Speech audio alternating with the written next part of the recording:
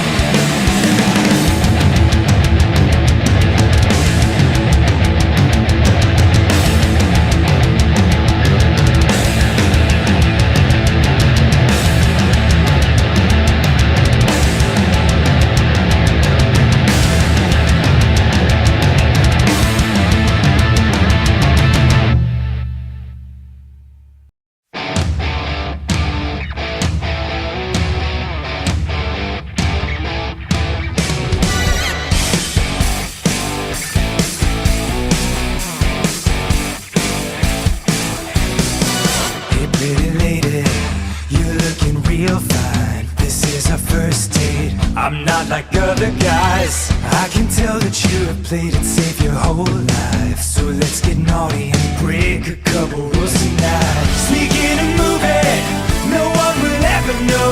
Then run on private property and hold each other close. Beneath the moonlight, I've got a fun idea. Lean and kiss a cheek and gently whisper in your ear. Let's steal a car tonight. Commit a felony with me and drive until the sunrise. Let's steal a motherfucking car tonight. Be young and alive. So let's commit some crimes. Hey, I like you. I got your flowers, let's get some coffee. Look deep in my eyes and tell me about your family. We can hold hands, then you can watch me shoot cocaine into my eyes and rock a memory. Let's steal some art tonight. What's a few Picassos when you're on a sexy date heist? Let's steal some precious fucking art tonight. Young and alive, and cross some state lines. Or, you know, we could go a little more traditional. Go for a walk, watch a movie. Actually, there's a really nice flower exhibit at the Botanical Gardens. Ninja Brian was just telling me about that last week. He loved it. Wait, you know what? Fuck it! Let's kill some guy tonight. We're holding hands and laughing while we shank 'em in the starlight. Let's take a motherfucking life tonight. We're young and alive, which I can see for that guy.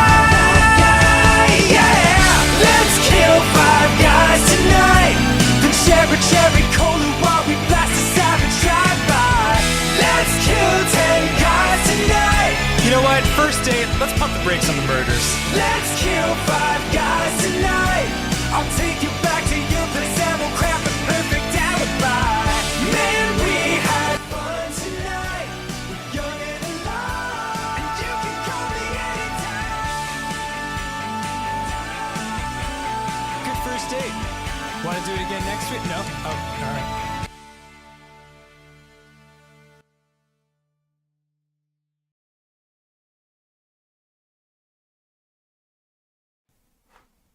all right. Are we live? Uh-oh, that seems like it's aggressively redlining for a second there. Hold on, I'm gonna check that. Wait, we might not be live yet. Hold on. Testing, testing. Hello?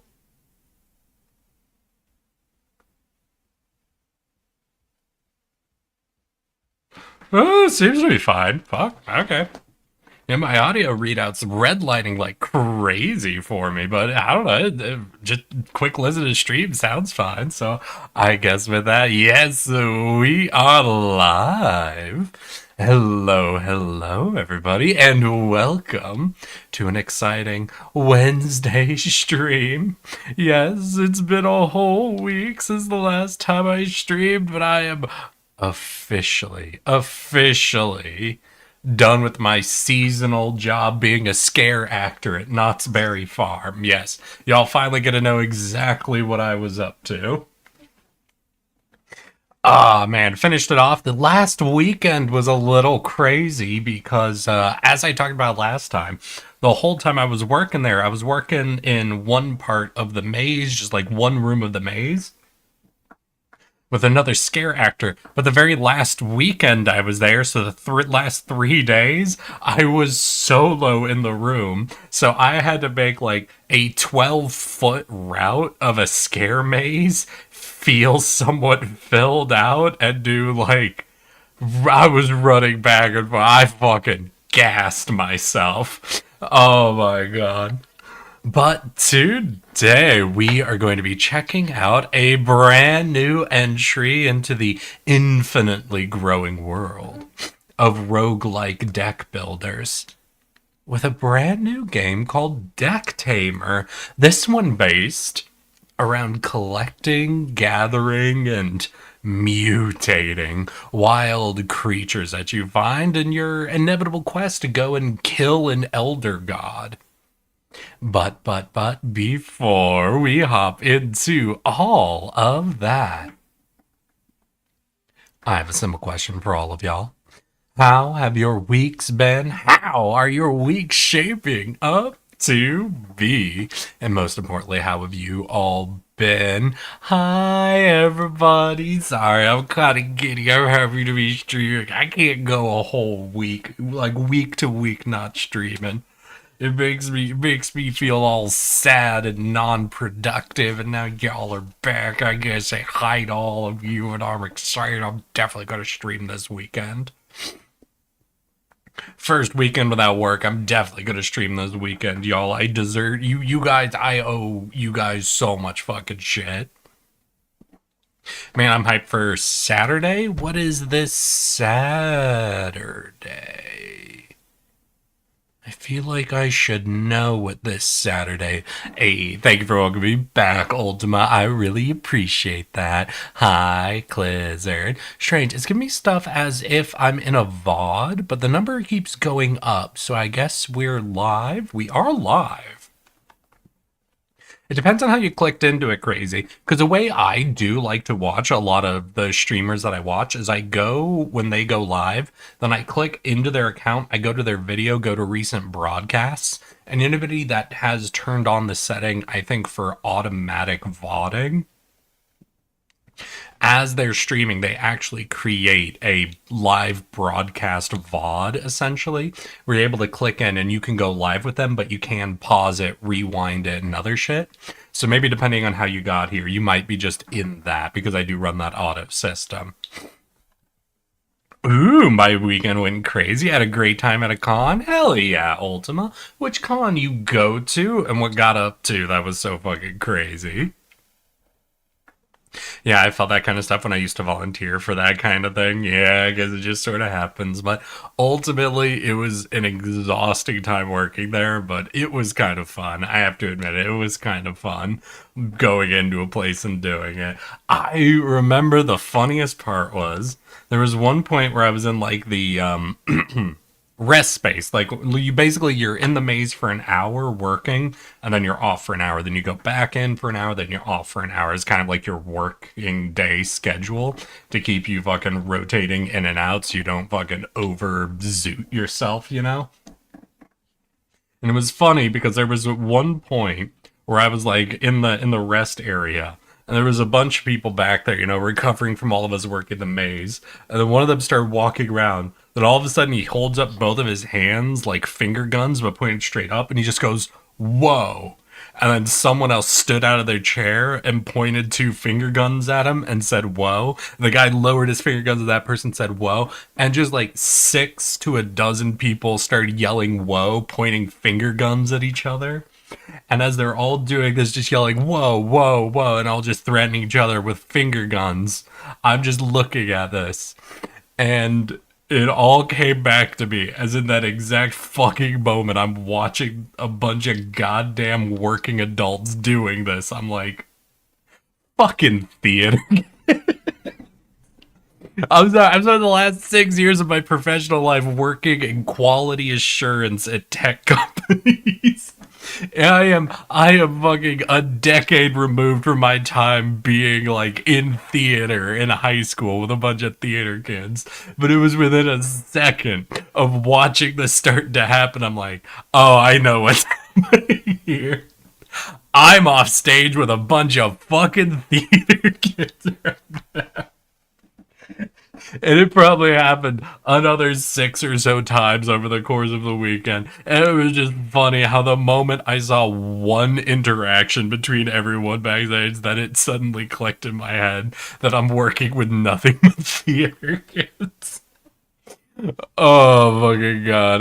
It was just funny. It was just sort of a thing, you know. Growing up, like I was doing theater since elementary school, so like growing up, I was constantly like I was a theater kid, but that entails interacting with a ton of theater kids. Then I get into the professional world, and because I'm in tech and quality assurance, I'm like not interacting with any theater kids for like 5 years. And then I get back into it, and just the most theater kid shit happens immediately. And I'm like, I remember this energy. I remember it wholeheartedly. What was hilarious is I started telling my mom this story. And I was just telling her the story, and we're just chatting. And we're talking about, like, the current, like, U.S. economy, what's going on with tech and all that. She's like, yeah, it just doesn't seem like there's a whole lot of tech jobs going on. I'm like, yeah, I know. And we're talking about me getting some of my backstage jobs and how theater kid coded the Knott's Berry shit was. And she's like, I don't know, at some point, maybe we got to look at finding a different career besides doing quality assurance for you. And I'm like, yeah, I remember in college when you said the same thing about acting. My mom goes quiet for a fucking second. Then over the phone, I hear her say, I know it's your goddamn theater experience that's paying your bills right now. And I'm just fucking laughing. It's just a very funny interaction. Oh my god. But yeah, so because that's over, I'm going back in doing more applications for background stuff. Richard's here in chat, which is very funny. Because Richard, I was telling him the website I use to find some background stuff. Occasionally I'll click on like either a student film or an indie film or something, and they'll be like, hey, $50 for people to show up and be in our background. And then they'll also offer like $50 of pay for someone to come be the director of photography. Like they have no crew whatsoever. And Richard was fucking chuckling about it. It's like, well, if you see any of those jobs, send them my way. And today when I was looking through the list, I found just a quick background job. And then I saw listed under the background roles, director of photography. So I ended up forwarding that to him. You got a chance to look at the listing yet, Richard? Aren't you glad you got friends like me to find you aggressively underpaying directing jobs? I think they also had a gaffer position if you want. Oh, man. I've been better. Besides the obvious thing, I just found out I have an exam in 2 days. You always have an exam in 2 days, Sour. I'm sorry, we did the math. You have an exam every 2 weeks, and the last few weeks, I've been streaming once a week. So you always have an exam in 2 days for me. But I'm sorry to hear that, my guy. It was an anime Halloween con. I got to talk to a lot of cool cosplayers. Hell yeah. Even attend some raves. I haven't been able to go to a con rave. I had the opportunity last time I went to TwitchCon, but I didn't think anybody I knew was going to go to their block party, so I didn't buy the block party ticket. I want to go to a rave. Hell, $50 and $50. I've done worse. Actually, it was just this week. I got confirmation from my very first fucking background job. They finally sent me the direct deposits. That was cool to see that coming through. I am now officially a paid background actor, y'all, and I want you to respect me as such. I don't know how much respect a $50 per job background actor is owed, but I deserve whatever that amount is. And I will not put up with less, alright? Okay? Well, amount, damn homie. For the record, with my side hustle, I charge people a minimum $100 an hour for just filming, not including editing. Time to sign up for SAG-AFTRA, my man. I don't think you sign up for SAG-AFTRA, right? You got to earn the SAG card. I was talking about this the other day. I don't know the actual fucking rules to how to earn SAG.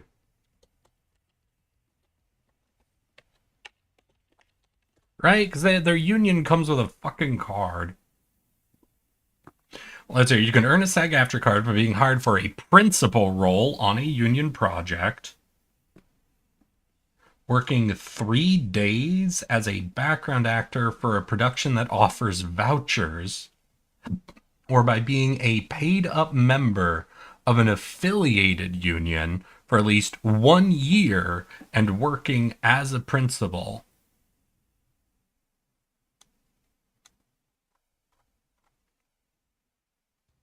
God damn. Do you remember the episode of Always Sunny where they get jobs as extras? I actually do not. I think I've only seen 2 seasons of It's Always Sunny in Philadelphia. I've been aggressively mocked, especially by someone who will not be named. for everybody in my chat, you know who will not be named, has mocked me on multiple occasions for one of my unfortunate idiosyncrasies. One of the greatest signs of my touch of tism is I do not handle, what is it, social cringe comedy very well. I there's something where I'm watching comedy shows. If it's something like It's Always Sunny in Philadelphia or like Parks and Rec, The Office or something, where someone is fully missing social cues and the situation is getting more and more awkward, I get I start having a panic attack. I can't. I need to take breaks. Whenever I sat down to get through the first season of It's Always Sunny in Philadelphia, every 5 minutes or so, I needed to take like a 1 minute break to cool down. I can't. I have nothing against that type of comedy. It just immediately fucking gets me. Oh yeah, secondhand cringe is tough to bear. I don't deal with it well. But what is funny is what is it? Tim Robinson, the guy who does I Think You Should Leave. What is that? Think You Should Leave. Yeah, Tim Robinson is a guy who does like social embarrassment sketch comedy as well. Like his TV show I Think You Should Leave is a fucking great example of, I don't know if it goes far enough into the absurd where it doesn't get me, like it's unrealistic in some way or something. But that's the type of like social cringe comedy I can survive. Like I don't need breaks when it goes into the absurd. It's just when it's like on the nose. I can't do it. I can't survive it. I need a break. And the person who will not be named once watched a TV show with that sort of fucking comedy in it and fucking does not let me live it down. To this day, like I remember like a month ago, they gave me a TV show recommendation like, oh, this show's really good, but you might not be able to survive. And I'm like, thanks, buddy. I really appreciate the way you throw suggestions out to me. Oh, fuck. I fucking love Tim Robinson. I do too. Wasn't a huge fan of, what was his movie? Friendship? But I've been enjoying his latest TV show. What is that called? Tim Robinson. He's in a TV show, that The Chair Company. And I've been enjoying that. So I really liked I Think You Should Leave. I fucking loved I Think You Should Leave. I've been enjoying The Chair Company. I wasn't a huge fan of Friendship. I still found it funny. But I think Tim Robinson stuff works a lot better when it can be a little quicker in between. You know, a little more rotate from scene to scene, and then Friendship tended to settle in on. That's just probably more of a me preference thing than anything else. I didn't really watch much of it either. I forgot the premise, but it was for a film about a genocide.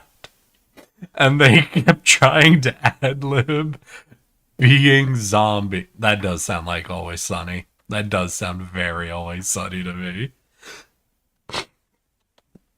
Unbearable cringe. No, what was it she recommended?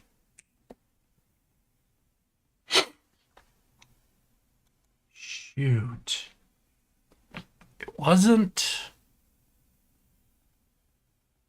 God, I'm remembering him now. He's done a few different shows. Fuck, he...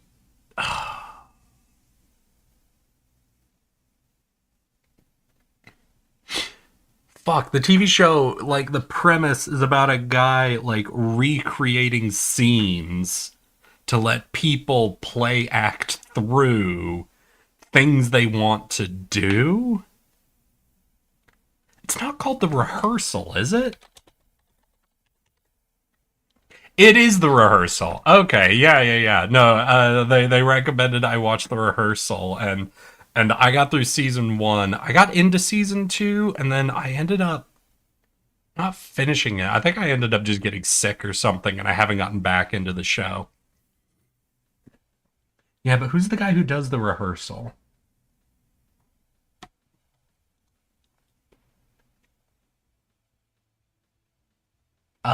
Nathan Fielder. Yeah, from Nathan For You, right? Yeah, Nathan Fielder. And I will admit, though, I gotta take breaks during Nathan Fielder. He is the type that I gotta take breaks in the midst of. So I suppose they were right. They were right that I needed a way to survive. It is very funny. I nearly lost my goddamn mind. I think it was the opening of the second episode.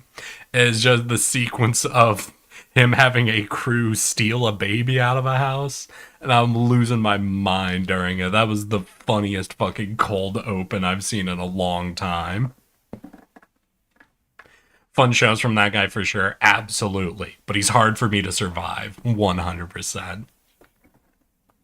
But yeah, I've just been sort of recovering from my time working at Knott's Berry. Sad that Richard never visited me. Hey, everybody in chat, since Richard's in chat, I need you all to fucking ask Richard why he didn't come and visit me when he told me he was gonna come visit me. And I even told him what maze I was in, and then he never came. And before any of you try to find any sympathy for it, Richard has told me on multiple occasions he has free tickets to Knott's Berry Farm, so he wouldn't even have had to pay to get into the park. He just hates me so much that even a free trip to an amusement park is too much inconvenience for him to come see his friend. Ridiculous, rude, unforgivable, Richard. Get him, chat. Mods.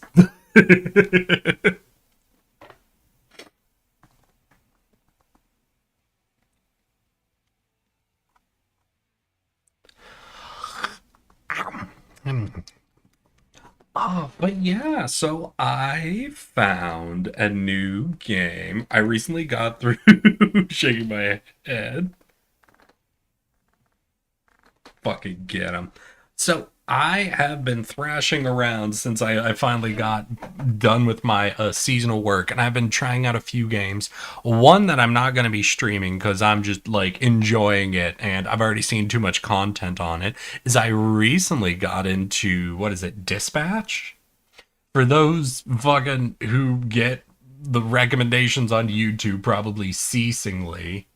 Yeah, Dispatch is this fucking hilarious game. I think it's like very Telltale in its orientation, but it's like a game where you're dispatching heroes out to save different people, and then it'll swap from the dispatch gameplay. For any of you who are familiar about those games where like you dispatch cops or firefighters or whatever, and then it goes into like Telltale story. It is really good animation, very funny storytelling. I've been enjoying it a lot. But I've been seeing way too much content on it, so I'm going to enjoy it myself. So I got through that, but I've been blitzing through that gameplay, so I got through it way too quickly. And finally, I decided to go see what was new in the world of roguelike deck builders. And I found something very new, something I really hadn't heard anything about until I uncovered it. And that is what we're going to be checking out today. So I'm going to crack a can. We are going to finish up our yapping and get into deck tamers. Enjoy that. Wait, no, Clizzard just procced one more set of yapping. Hey, out of curiosity, have you watched Chainsaw Man or Peacemaker? I have watched Peacemaker. And I went out 2 nights ago to watch Chainsaw Man in theaters with a couple of friends of mine. What was it, Tuesday night? No, I think it was Monday night. Yeah, I think Monday night, my friend Lotus, who some of you are aware of, invited me and Milkblade out to Universal City Walk, which is just like this area Universal owns right next to like their big amusement park. Because they had a movie theater there that was doing a late night showing of Chainsaw Man. I was like, oh yeah, I've not been out in that area. It's like, oh, it's really cool. So you should come out, a little bit early so you could check out the whole place. I'm like, okay, where do you want to go? And Lotus is like, I want to take you to Jimmy Buffett's Margaritaville for drinks before the movie. I'm like, hell yeah, I'll get there 6-ish so I could get some food too, because the movie was like 7:45. So I get there, it's about 6. It turns out I'm the first one there. Then Lotus arrives. I think it's about 6:20 to 6:30 by the time we get seated down. And we have one more person who's supposed to come out with us, as Milkblade was also invited out to come check out the movie. Oh, and before I go on, hi, Queenie. I saw you in YouTube. You've just caught me in the middle of storytelling. And, he's late. He's a little late. And we end up sitting down. I get a strawberry daiquiri. Lotus gets a margarita since we're at Margaritaville. I also ordered up, some tomato basil noodles. Lotus has fries. We're sitting there. At one point, the waiter comes out and says they're sorry about the wait. Something happened. They had to throw on a new order of noodles for me. I'm like, all right, when the noodles come out, can they come out with the bill? Because we are going to try to rush over to a movie after this. He's like, no problem. It's about 7:20, I think. So about 20 minutes before the movie, when Milkblade finally arrives at the restaurant. He sits down. He fucking gets a flight of margarita shots. Powers through them as I'm scarfing down my noodles, paying off the bill. We get up. It's like 7:30, 7:35 for the 7:45 showing of the movie. When we get over to the movie theater, we walk up to the door because I am a polite bitch. I grab the door and I hold it open as Milkblade walks in, then Lotus walks in, then I turn and walk in after them. We get in the line, which is completely empty. We go up to the counter. Milk goes up first, buys a ticket, selects his seat, because you have to pick exactly which seat you're going to get at the theater. And then Lotus and I go up because there's 2 registers open. I walk up to the lady and I'm like, all right, I'd like to see Chainsaw Man. Yeah, I'd like the 7:45 viewing. And she looks down, she looks up. I'm like, oh, I'm so sorry. That just sold out. And I stop. And I look over at Milkblade holding his fucking ticket. As Lotus looks back at me, as the person across from him just told him the same thing. And I look back at this woman, I go, sold out, as in, just right now, the very last ticket got sold. And the woman doesn't say anything as I look over at Lotus and Milk. And I just say, well, I'm glad we came out, y'all. And then I start laughing. I'm fucking losing my fucking voice laughing. And I'm standing there. And then Bill goes, well, I paid for the ticket, guy. And he goes into the theater. Lotus. And I walk out of the theater and go home.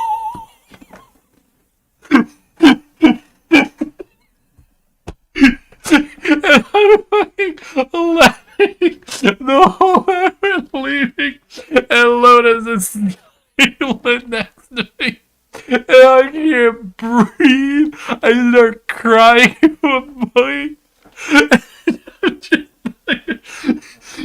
I finally get things under wrap. We're on the fucking subway going home. And then I start chuckling. And Lotus goes, what's funny? And I'm like, that motherfucker was over half an hour late to come hang out with us.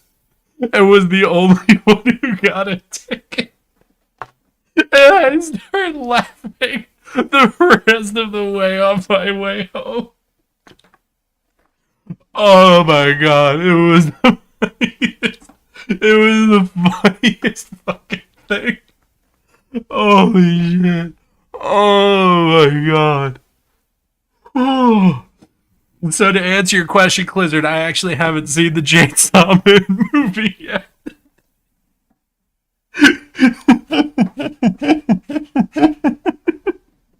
It's so funny.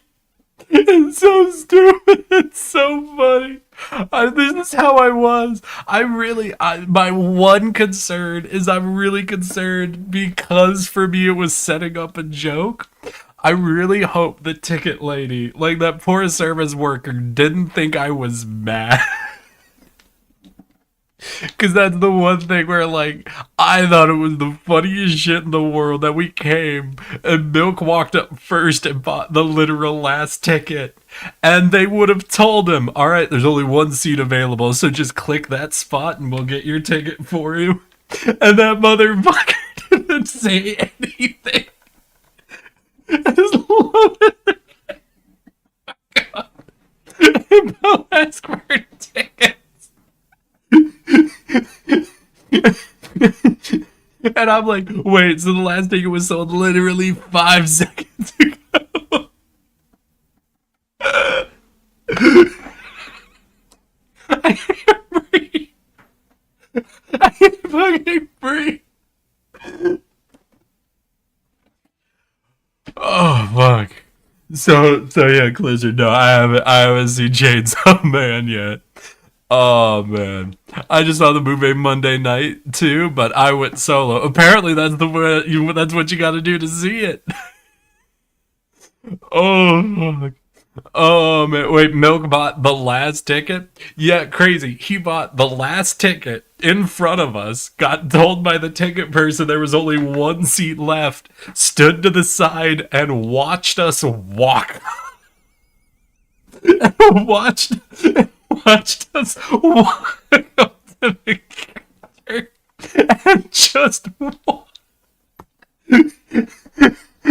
And then said, well, I already paid for my ticket.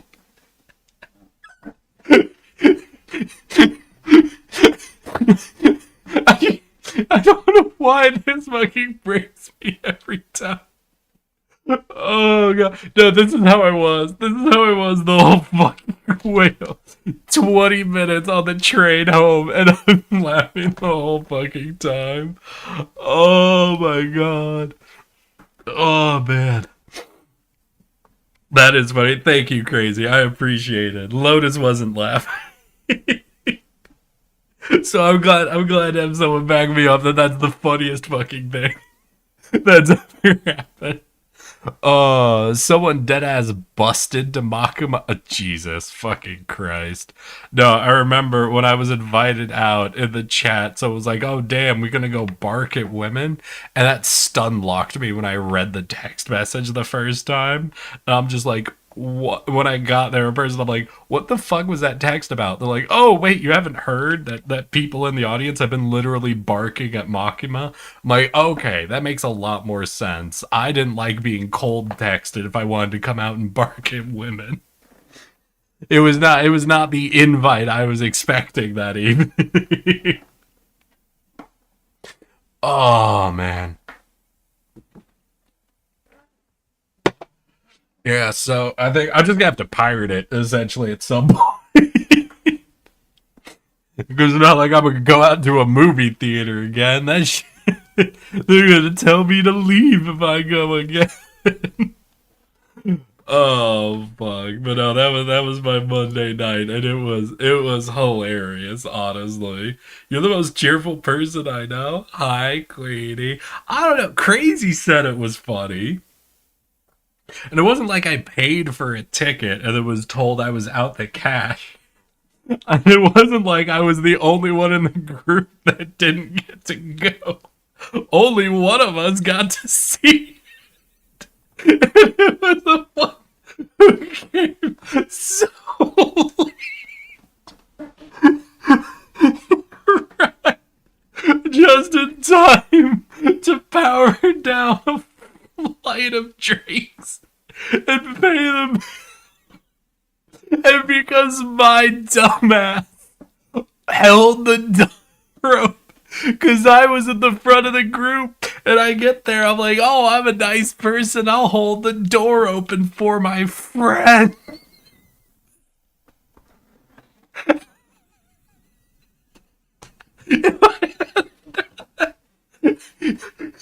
Oh god, but it probably would have been funny though, because I would have gone up there and been like, oh, there's only one seat left. I've been like turned around and said, yo, y'all, they said there's only one ticket left before I paid for the ticket. So it probably would have had this great moment of the first one of us buying the ticket, turning and watching the other two chumps walk. That's great.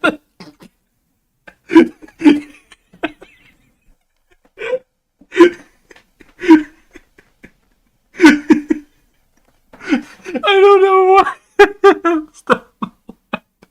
Oh my god, I'm fucking crying. Papaya is very good. I'm glad to hear you're enjoying more fruit, Queenie. I will avoid to the best of my abilities mocking you for your enjoyment of honeydew, but it is hard, girl. It is hard. I choose to respect you, so I fight the urge every day that you talk about what fruits you like. Tempted to buy for his ticket if it's still showing. Nah, it's not the price. It was just that we went out there, we got dinner, we were fucking chilling, and then that happened. Oh, it's a good movie to see in theaters. I'm the type of person who would have been upset at Bill for this, but would have been laughing like crazy after a few minutes. I'm sorry. No, I've told you guys my fake curse theory, right? Oh, 1 second. Sorry, fucking LA has a air quality warning going on right now, and it just fucking... Oh yeah, you guys enjoy this ASMR? Delicious.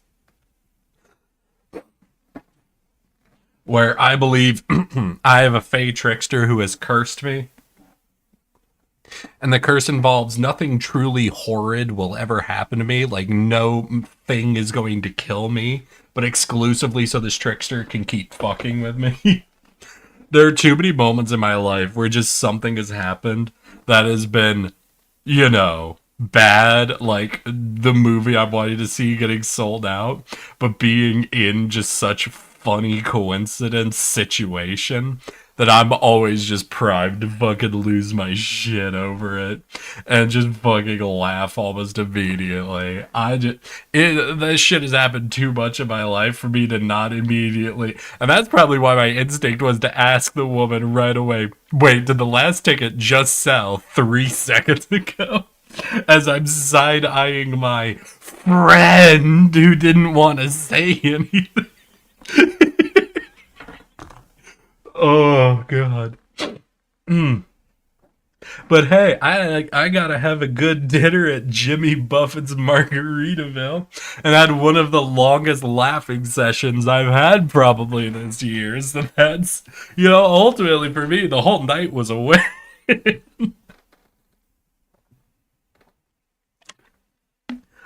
Oh man, there's gotta be divine punishment or something, man. I don't know what Lotus would have done to earn divine punishment. I like melons. I know, Queenie. I know. Alright. You guys got me onto a dumb story. So, I think it's time. Let's hear. Hey, we didn't even hit an hour. This isn't even my worst fucking yap session, so we are good. Because today, we're going to hippity hop in and check out the world's great new introduction to the world of roguelike deck builders. Now, this one I like to call a Deck-Mutator, because there are some fun mechanics in it that I have been enjoying that are a little different than a lot of games I've been playing. I think when I was looking it up, the game referred to itself as being reminiscent in some ways of like Pokemon, where essentially we're going in and we're trying to tame and capture creatures. However, we also go in with a few items like massive fucking syringes. And what we can do is take different abilities or traits and rip them out of the creatures we're capturing and put them into other creatures we're capturing. So every creature we encounter is really just a mix of traits and genetic materials we want to use to make something even better. But let's go ahead and start up a new dive. We're gonna go down to like a medium difficulty, so we'll do Venturer so I can kind of talk my way through and not embarrass myself immediately. And we'll face off against the introductory boss round that we could go into, the Eye of the Abyss. Our probe, though imprecise, detected an anomaly deep down in the abyss. Some theorize that the place's highly mutagenic environment gave rise to a genetic abomination. I'll have to see for myself. 3? I should have known it was from Queenie. There you go, girl. Dumb but good story. Thank you, Ultima. I appreciate that. Even watermelon tastes like bitter slush? I don't know. I like watermelon. Sure you haven't had bad watermelon? Melons taste bitter to me. Really? Insane. So, alright. As we head on into it, do you feel old yet? 50 months. Little Pink, lucky for me, you're not the first one to be breaking out old talk. At least Zelix isn't here, but I've been feeling old ever since the first one of you had more than 4 years of follow time. I'm over the hump. I've just accepted. Well, no, actually, this year I'm gonna have another moment of feeling very, very old, very, very soon, I think. So I'll have to see what happens once that rolls around. But for now, I'm feeling just okay, Little Pink. How about you? Are you feeling old? Being subscribed to a streamer for over 50 months? Think about it, dude. You saw me in a hot tub once, and you've been paying me forever. Say 40 years? 4 years, V. 4 years of follow time. Calm down. I don't think Twitch has been around for 40 years, V. V, I don't think anyone's got 40 years of follow time of anyone on this site. I just can't taste sugar in melons. Alright, hey Clizzard, if you ever have the opportunity and you want to try a weird thing for me, try adding a very, very light amount of salt to it. There's some funny things that can happen with people's taste buds between sweet, bitter, salty, blah, blah, blah. So if you literally can't taste sweet in any melons, just once try, and not a lot of salt. Not a lot. Just a very small amount of salt. See if that has any effect. It might not. Technically, the salt trick is supposed to cure bitter taste, not make it sweeter, but essentially trick the brain into not tasting bitter. But it might have an interesting effect or not. I don't know. We'll see. It's the one suggestion I can give. Yeah, that's why I was confused. I got you, V. I got you. What's your follow time, V? I've heard that salted fruit trick before. Yeah, but it's actually more so about bitter. Essentially, what is it? The bitter taste has two general functions for, at least for humans, and I think most mammals. It's to try and detect toxic chemicals, especially basic chemicals. Bases tend to taste bitter, and it's also associated with highly fibrous plants, essentially plants with very low nutrition for us. Think about if you ever remember as a kid eating grass or leaves, how bitter it tastes. It's another thing. But what can happen is because our bodies crave salt so aggressively, and it's generally in nature hard to find decent supplies of salt anywhere, if our taste buds detect salt on something that would detect as bitter, essentially our brain goes, it doesn't matter if it's shit, it's got salt in it. So it just sort of overrides the bitter taste. And hey, V, thank you for the 4 years, 6 months, and 8 days, my guy. Holy fucking shit. Oh, man. All right, but no, into Deck Tamers. No more distractions, no more off-topic questions.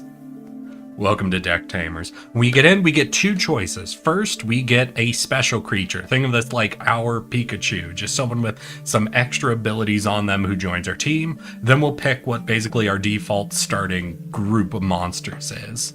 As you can see, we've got some 3 very interesting little guys here. We've got the Quetzal that come with the talent Venom Spray. Whenever they're placed, they'll apply 2 poison to an enemy. Poison, I think you guys recognize how it works. If we apply 2 poison at the end of the round, they'll take 2 damage. At the end of the next round, they'll take 1 damage, then the poison's gone. He also comes with Furious Fang, where he attacks 2 times. And he comes with Poison Scales. This gives him 2 armor. This is like extra health, but you can't heal it. There's a lot of healing potential in this game. So health that can be healed and health that can't be healed is actually very important differences, and inflicts 1 poison on the target. However, it also comes with 1 out of 1 limited use. This recharges every fight, but basically for the fight, you get 1 use of this. Next, we have a Kilamaru. Their ability is Snowball. When they're placed, they inflict -1 speed to all enemies. And that's important because their main attack is Ice Leech. For every -1 speed, they steal 1 heart from it. This is very important wording because it says steals heart. This means they get to avoid any effects that are like armor or damage reduction. They don't deal damage, they steal hearts. So they'll heal themselves and functionally deal damage while avoiding any damage reduction. They also come with a little bite.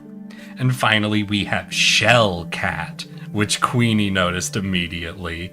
Shellcat has Ink Stain. When placed, they inflict Snail to opposing enemies, or Sluggish, for 3 turns. Sluggish means they always hit last. They also have a Guard ability and Bite. And always hit last is important because all creatures have 2 stats on them. That's health and speed. Speed determines who goes first, and there are some attacks that'll scale with speed, or speed reductions, or speed increases. And health is obviously very important.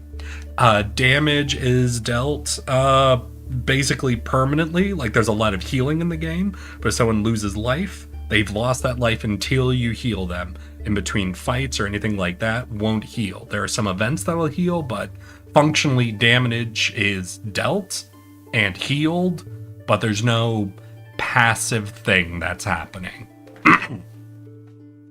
So, chat, I know which one of these guys I want to fuck around with, because there's one guy here I've been trying to have some fun with, and I've been struggling, but I'm still super interested in. But since this is everybody's first look at Deck Tamers, who do you want me to take as our little Pikachu character? Our single little strong boy.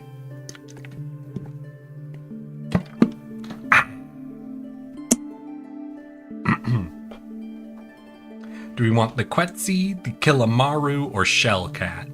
Quetzal, Ultima, you want Quetzal? Queenie, do you want Cat? Do I need to do a poll? Let's do a poll. We'll do a poll for our very starting creatures, and we'll do a little more rapid for any choices from beyond this point.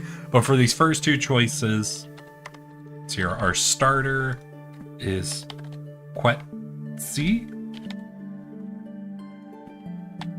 Kilamaru, Shellcat. Alright, I'll give you guys 1 minute to vote. Start your poll, have fun with it. Kitty! Alright, get your votes in. And I'll vote for the one that I want. I like the snake, but 5 is my lucky number, and I like cats. Well, Kilamaru also has 5 health.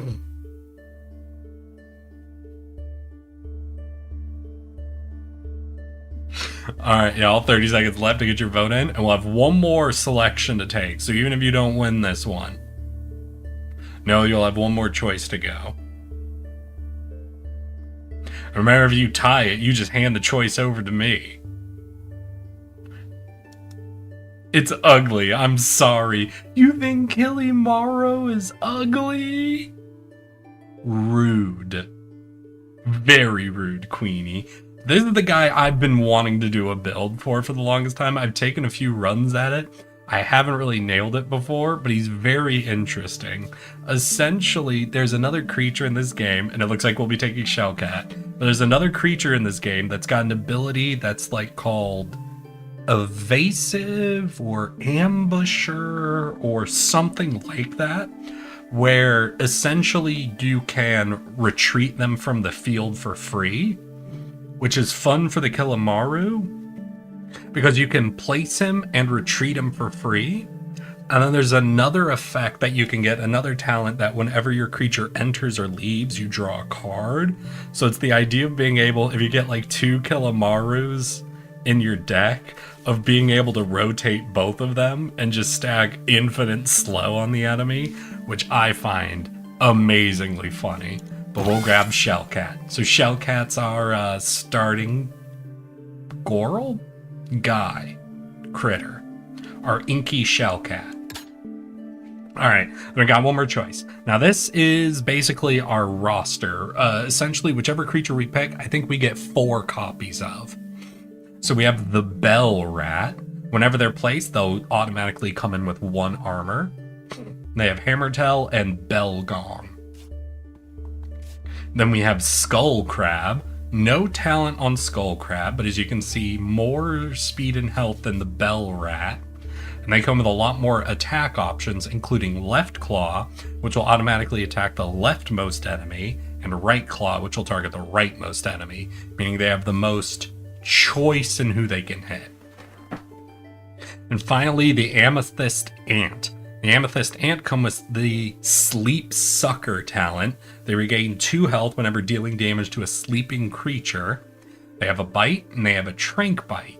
Trank Bite deals 1 damage but applies 3 Torbidity. Whenever a creature hits 6 Torbidity, they fall asleep. Ooh, we need the Amethyst Ant. Got a rep for bugs. Alright, we're gonna do a poll again. What do we got? We've got Rat, Crab, and Ant. And this is gonna be most of our roster. So I'll give you... Didn't the other poll end? Start poll. What?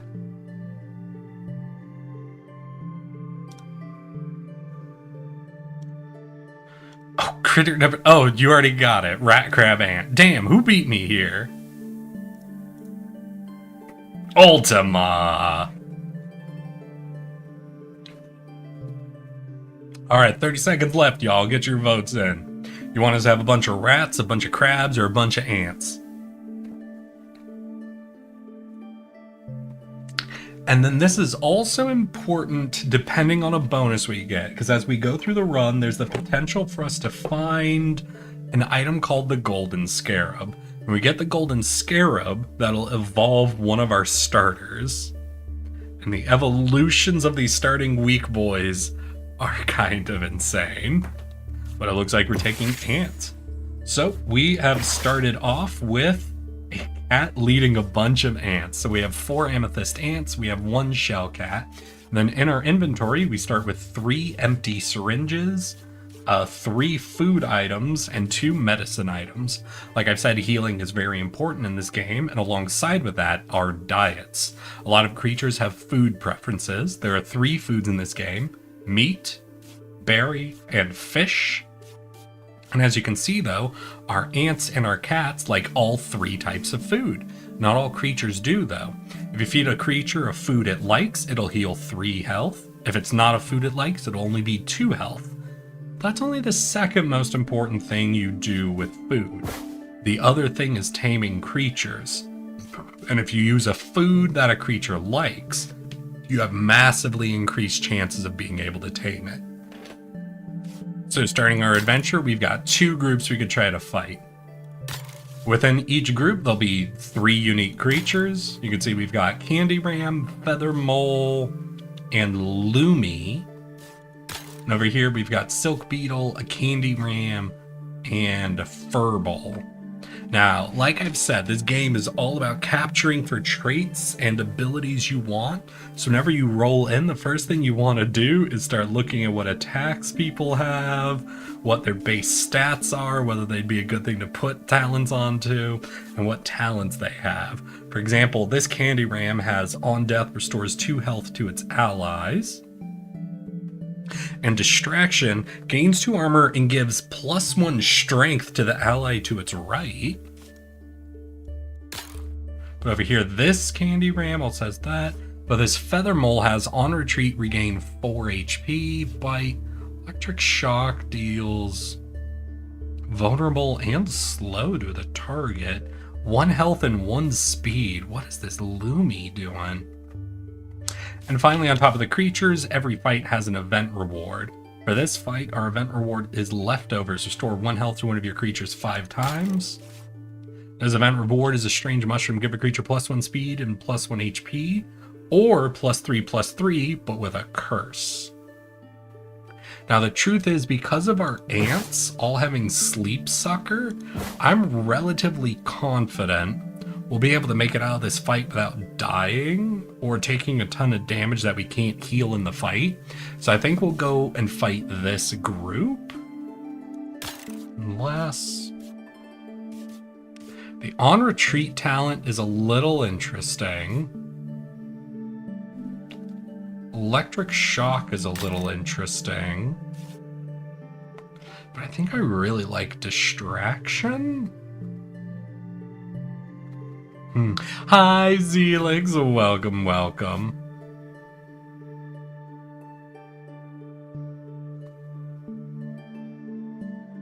You know what? These two have really good starting stats for like the early fight. 4 health, 6 speed is pretty crazy. So I think we'll go for this and try to capture these two, and maybe try to use them as some good like base stat boys to like put abilities onto, you know? Because we got the Silk Beetle, and we've got you. You're starting with 2 damage. We could drop our cat out.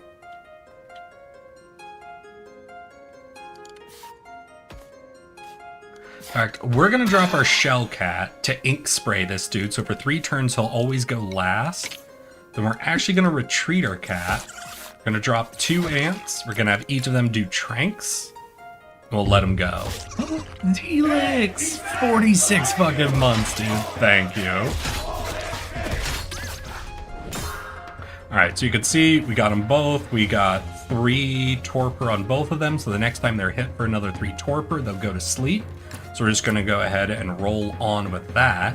Because our speed is 6, we'll go before the Silk Beetle, so we'll put him to sleep before his turn. So we'll functionally fully miss that turn. And because this guy's got inked, we'll also go before him. Cool. Only one of our ants took damage. This isn't the guy we're looking to capture. We're looking to capture the other one. So we'll do a bite, which will kill him and heal us all the way up to full. And then this guy we want to try to take down to 1 HP to make him easier to capture. So we'll also do a bite here. This is why I wasn't too concerned for that first fight to get the healing option. Okay, so that's going to be 2 damage. Speed 6. Okay. Because he's speed 6, we're actually going to do that, and we're going to guard. He'll now go last for 3 turns, so we'll get our 2 armor before he hits for 2, so no damage. And over here, we're going to do a Trank Bite. We're going to take 1 damage, but I'll put this guy to 1 HP, so it'll be nice and easy to capture.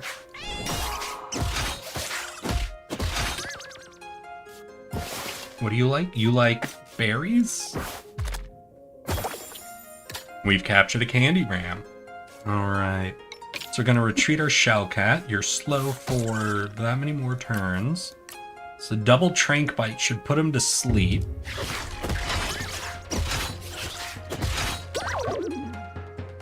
And then what we'll do is another Trank Bite, which will put him to 1 HP, so we won't have this guy attack. That'll heal you up to full. One of our ants then will end the fight at -1 health. That'll be fine.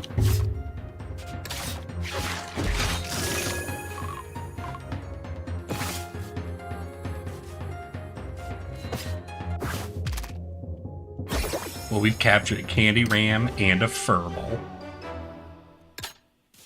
Heck yeah.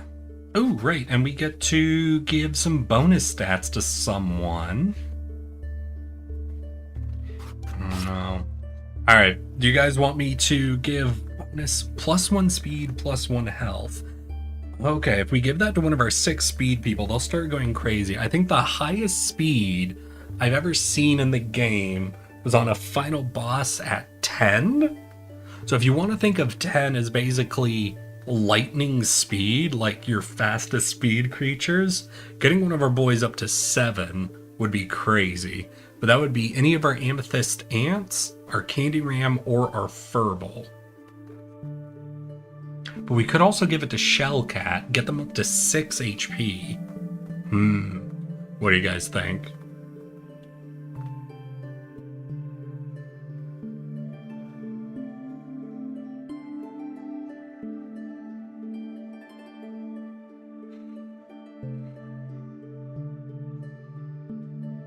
Buff Cattle. Alright. We'll try to make a really strong ink cat then. So what do we want to do with our ink cat? Because our ink cat's main ability is their ink stain, where like on place they make sure they'll always go first. So we could look at trying to do like rotation stuff, but we get guard that we get to keep using. Our cat can come in and snipe real easy. Alright, so what do we got? Deft hits first with status moves. Toxic Fart. Alright. Doesn't lose abilities that get extracted by syringes. Okay. Lightheaded can only attack every other turn. That means you have some really good ability. Yeah. Ooh, Hydra Strike hit all lanes for 2 damage. And then Naked Worm Newt. Opposing enemies get -1 strength.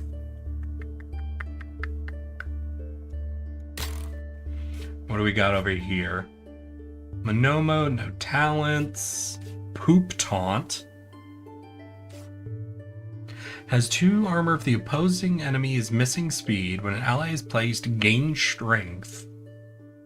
Ooh, Team Spirit is interesting. And when placed, remove negative effects from all allies.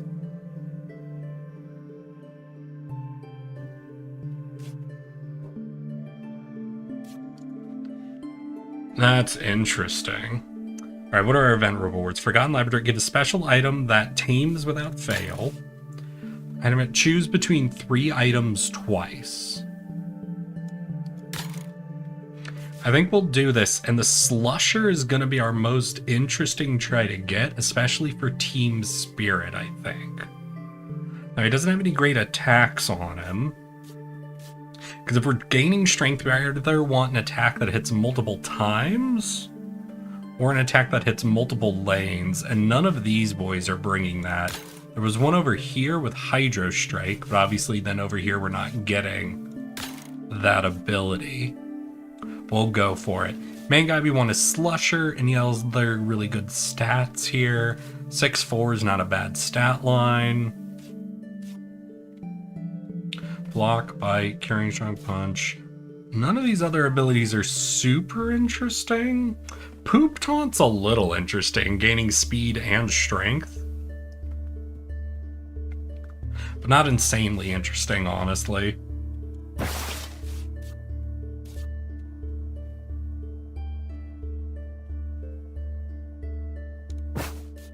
Alright, we'll go for it.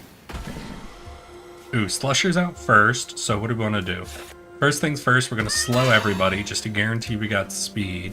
Chillwind, you're going to apply slow 2. And you're going last always, no matter what. You're buffing. Do I have a way to hit you for 3? Not really for 3. Alright, then I think we'll just do our sleep rotation again. Just Trank Bite, Trank Bite. They're not dealing damage. 6 speed, 6 speed. Even if you slow us by 2, we'll be at 4 to your 3, and you'll have torpor. So we'll be able to put both these guys to sleep before they deal any damage to our ants. I love the Amethyst Ant. I'm honestly very happy you guys voted for them. I almost always take them when I get offered. They're kind of crazy, in the early game at least. It's mostly the 6 speed and the sleep, though. They're very well put together for their stats. Now they're attacking, but we're going to get them both to sleep this turn. Oh, if we have low speed, we don't deal proper damage. So if we swap them around, though, we'll do normal damage. Bite will kill you. Bite will put you to 2, but not to 1. Do we have a 3 damage? We do have a 3 damage, so actually pull that guy out. Pull Heavy Paw, which will put you to 1, which will let us tame you immediately.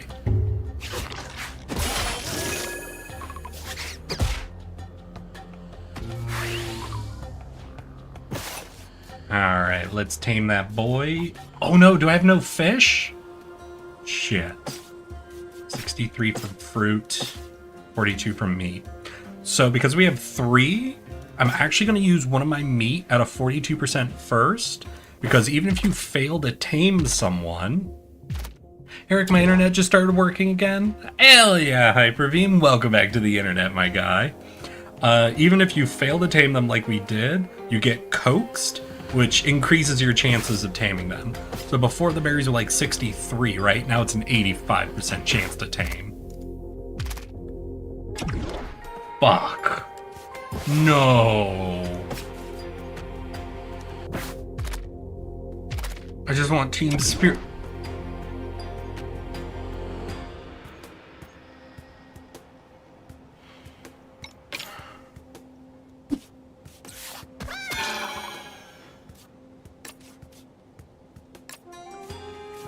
I'm out of bait, aren't I? Alright, well we're not taming anything then.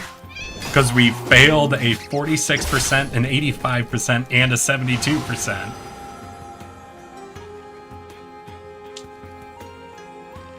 Fuck, that's... Yikes.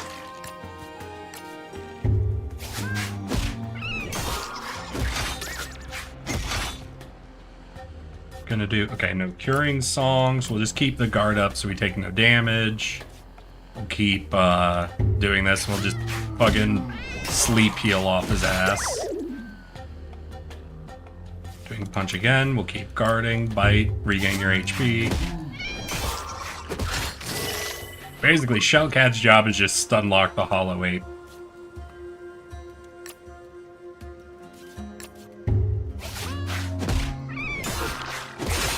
Because he has nothing that'll ever deal more than 2 oh wait, he swapped moves though. I'm actually going to pull the cat out and we'll just quick stun him. Oh right, that removes all debuffs. We still beat him on the stun though. Because he's only 4 speed. So Trank Bite. Normal Bite. None of our ants are missing HP, right? Yeah, no, so no one needs to heal? You know, we're good. So just take him out. Yeah, Eric, the haunted house my friend was a scare actor for was fun. Fuck yeah, Hyperbeam. Remember you talking about that? Yeah, I enjoyed my time doing scare maze work. It was pretty cool. Damn, alright, well, we missed that. We have a guaranteed tame item now. We don't even need to deal damage. We're starting to get into the scary shit. Ooh, I think we need him. So this guy might be really good with our ants. So this is Fayar Dam. When an enemy takes damage, inflict 1 torpor to it. Now remember, to put things to sleep, they need 6 torpor, and that's important because our ant bites do 3. And adding 1 for any source of damage is cool, but you can also see how it still takes a while to truly get things up and running. Explosion, deal 2 damage to itself to deal 5. What do we got? Immune to negative effects. Oh, so we can't put this guy to sleep. Deals double damage when a creature is low speed. But you have no way to apply low speed. Has 3 attack when at 2 health or less. Giga Sting, 1 use 7 damage. Frenzy, if this kills a target, this move gets repeated. Okay. What's our event? Is former human. Get a former human with 12 HP and no abilities. So a really good base stat thing to throw shit onto. I like sleeping spores, narcotic scales, and a lot of the shit this guy has. And it might be fun to actually just pull them out of him and put them on our cat. I'll think about that. Wait, yeah, no, because if our cat has narcotic scales... Oh, but it's only 2 uses. But it still has its own armor ability. Okay, what's over here? Experimental syringe. Ooh, choose between a syringe that works on enemies. Okay. What do we got? We've got the fast predator, 8 speeds. This is faster than our ant.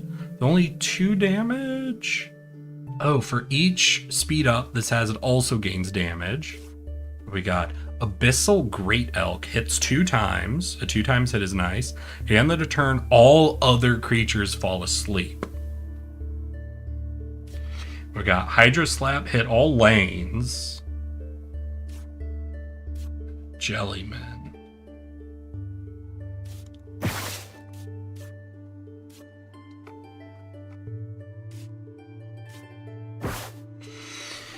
There's a lot I like here, but I also really want Sleeping Spores.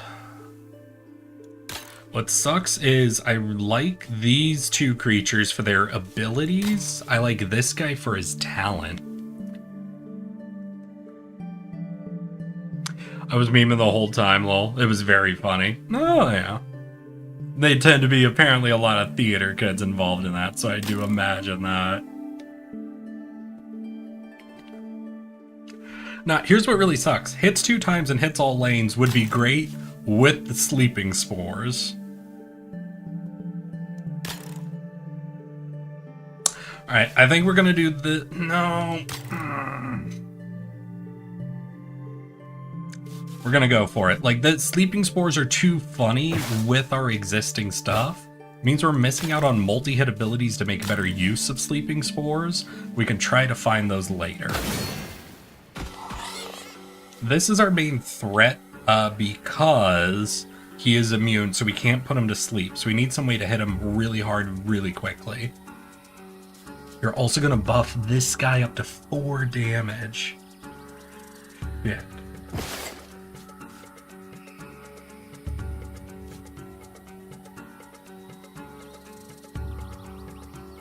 Hold up. What if I tame him? I have fruit, so if I get you to 1 health, I already have a guaranteed way to get you. If I just tame this guy right now, I remove him from the board.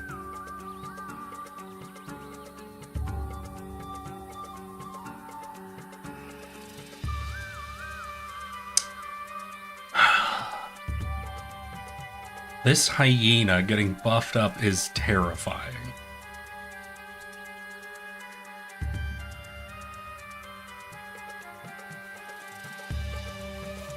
Let's do it. Move him, you'll deal 5 damage, is still fucking crazy. Oh, I have nothing with 5 HP, but we have 6 speed, 2 armor. So if we do this, you survive and you'll buff the guy next to you. That's 2 damage.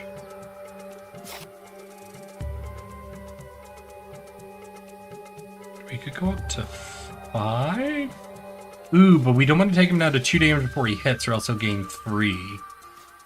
So we want to deal 3 damage to him.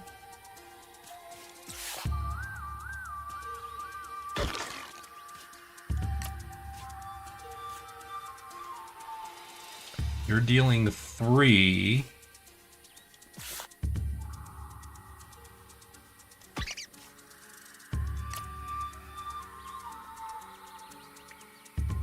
Alright, we're going to take a lot of damage, but I think this rotation makes sure nothing dies.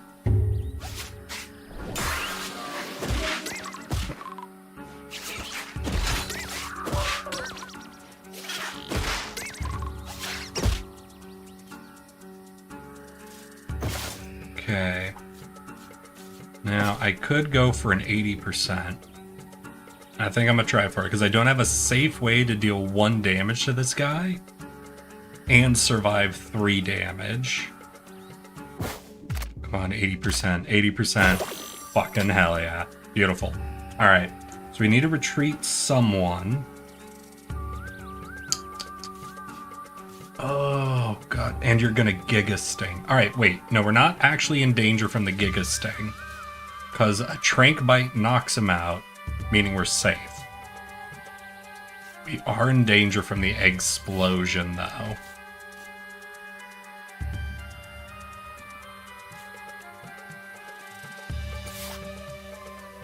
Honestly... No, 3 hits last. Wait. Can we... 3 damage kills you before you hit.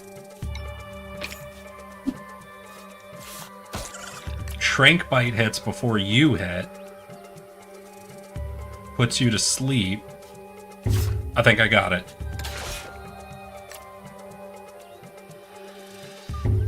Hey, gotta head out. Have an awesome one, everybody. Hey, take care, Blizzard.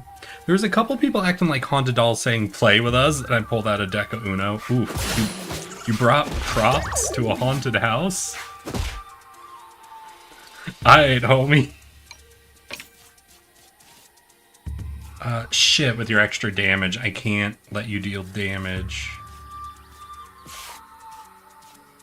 Well, that stinks, because I was going to deal some damage to heal, but it'll deal 2 damage, which is too much. So Trank Bite, deal no more damage, puts him at 1 health. Means we could get a guaranteed capture on that hyena. Don't even know if I actually want the hyena. I mean, Giga Sting's pretty cool. Oh wait, I don't have meat. Ah, we'll take a shot. We'll take a 75 shot. Hey, but we got Faydam with his sleep spores. And I think it's time for us to start mutating shit.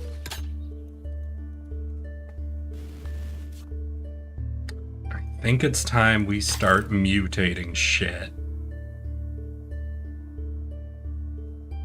Wait, is this charismatic when placed and on retreat draws a card, but this isn't the free retreat. Plate Slam, land opposing enemy. Ooh, always has minus. Fart on all the creatures. Tackle, snooze, collect, gain a fruit. What do we have? When placed, deal 1 damage to all enemy. Ooh, Haunting Presence is cool. Oh, and hits first with status moves is also an interesting thing to grab. When attack deals damage equal to its armor. Alright, yeah, I think these guys have a bunch of different statuses and shit I want to steal. But to be fair, we're going to have only 2 baits we can go for, so we need to consider who we really, really want. I think it'd be the Scaly Dragon and the Tripagath would be who I'd really want. But before we go in there, I want to start doing some setup. Hey, big boy. Sorry, but everybody loves the kitty cat too much. So we're actually gonna be stealing some shit from you. Where's our cat? Hey cat, you ready to have some new DNA injected? There we go. We have a sleepy, inky cat. Delightful. And we want these 2. Perfect. Perfect. Suction Cups is also an interesting ability. Yeah, I think these 2 are smart choices, though what I want to rip off from where is going to be the question. Oh, Frost! Hey, how you doing, Nez? Welcome. Glad to see you. We are checking out a new game called Deck-Tamer, where we're doing horrible, mutated monstrosity creation so that we can eventually kill an Elder God. How have you been, my guy? You missed my whole yap hour. I told some great stories. Back from dealing with my emergency the best that I can. Hey, that's all we can ask, Rich. Yeah. Alright. Yeah, I know you love the cat, Queenie. Don't worry, we'll focus the cat. Ooh, 9 speeds. You're gonna be an issue. So here's what we're gonna do. We're gonna do Heavy Paw to hit last. And we'll use some medicine to go up to 4 so we survive the pack. 6 speed for 3 damage, so we can't use an ant because an ant will die.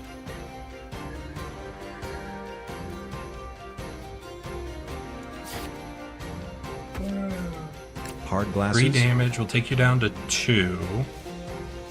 2 damage, so we can do an ant strike there. Alright, let's go. The heart glasses? What? What about them, Hyperbeam? Queenie paid for these. This is Queenie's favorite fucking hat.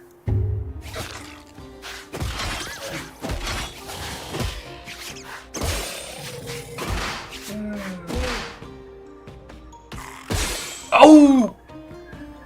Fuck. We lost one of our ants. Now we could undo. But I think we'll live with it. We can lose one ant. And I'd rather not do an undo. Because at the highest difficulty you get no undos. So I don't want to train myself on undos. I've been fine when on leave for like half of October. TwitchCon, going back home for a friend's wedding. And I imagine you're not hyped to be off leave. Okay, we'll slow you. 4 speed.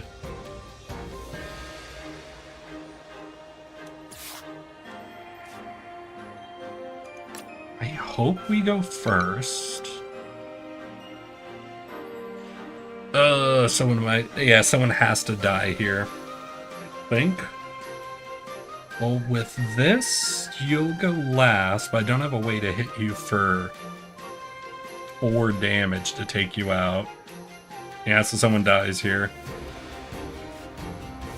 I do have medicine. Alright, we'll keep our furball alive. Wait, you're dealing 3 damage, though. I could kill you, but I want to capture you. What are my odds? 80%. So it's 80%, or I find a way to deal 1 damage to you.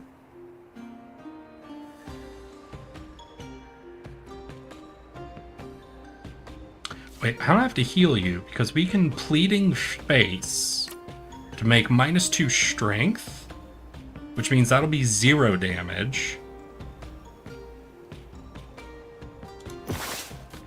Then we give a medicine to you. That only puts you at 3 HP, and he's swinging for 3.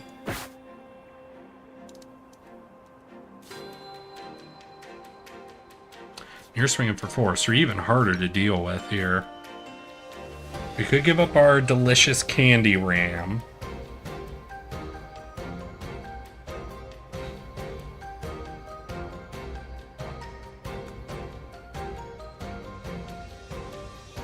Or do I give up a second ant to get off the 1 damage to guarantee the capture on the dragon?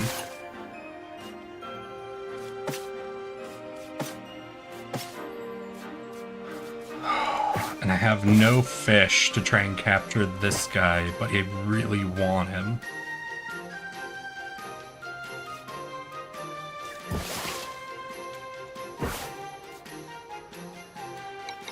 I think I give up the second ant. Alright, let's go.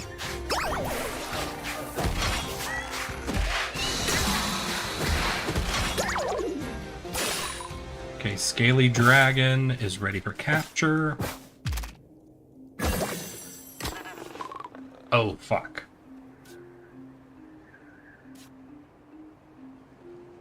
Oh, fuck. This dude's rough. 6 speed. 2 damage and a poison, so 3 damage, 6 speed? Oh, fuck me.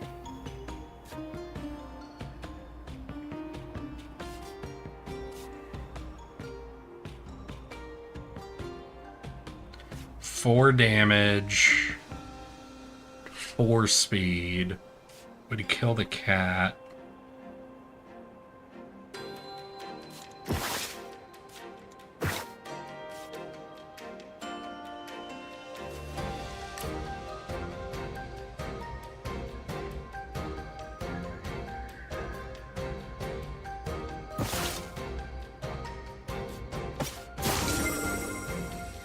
We do narcotic scales. Only be 2 torpor, which puts you at 4. Yikes.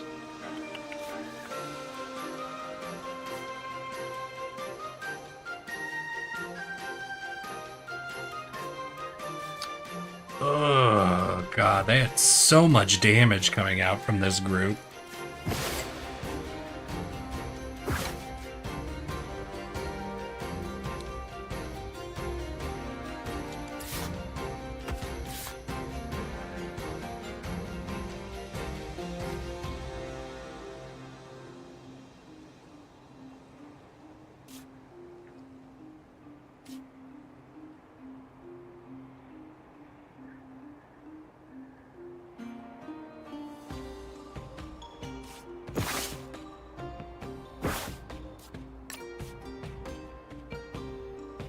Yeah, I think I give up the Furble finally.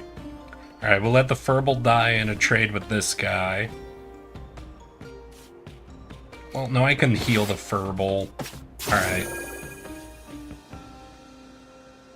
Narcotic should be fine. Alright. We're gonna make a bad attempt to try to capture this guy still. We only have fruit, which he doesn't like, but if we can at least get him down to...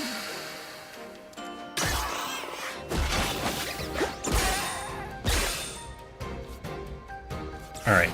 At that torpor, that means we can put him to sleep with a Trank Bite before he can react.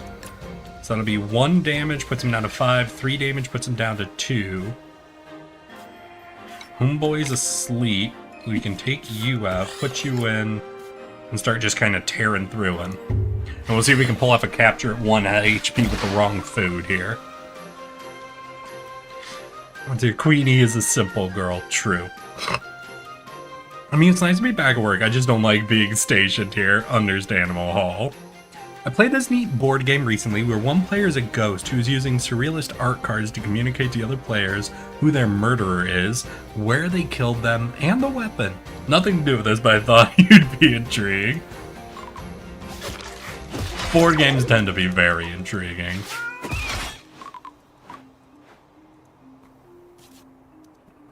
Alright, you're still asleep. 2 speed. So 6 speed will win. We can kill him. You're still asleep, so we can drain there. To fully heal up one of our ants. 1 HP. So this is where we make the attempted capture. And it'll be a bad attempt. Because we only have bad food that he hates. But hey, you know, 42%, 80%.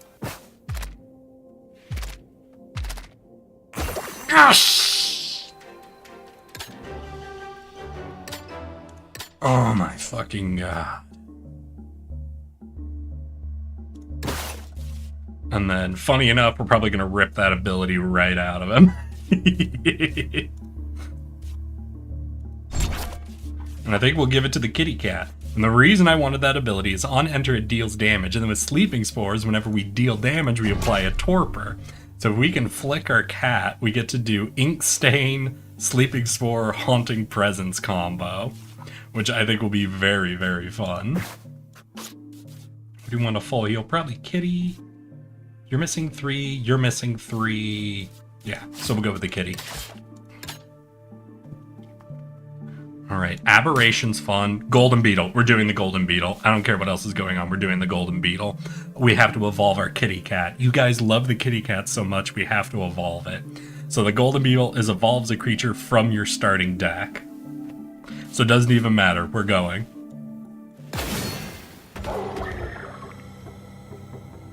So you deal 3 extra damage to creatures that have a negative effect. We're putting everything to sleep. That's a negative effect. So Opportunist ain't bad. So maybe we capture this dude. We just hold on to him as like our sniper. Poison heals this creature instead of inflicting damage on it.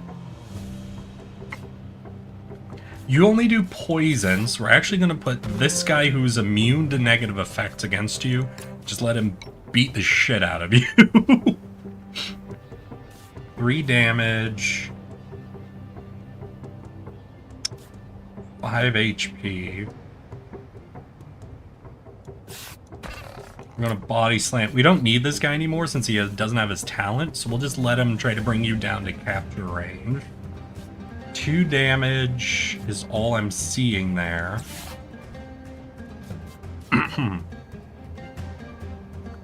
So we could Giga Sting and just take him out? Yeah, we'll do a snipe. Yeah, we'll just do a quick snipe. That's basically what we're just running for.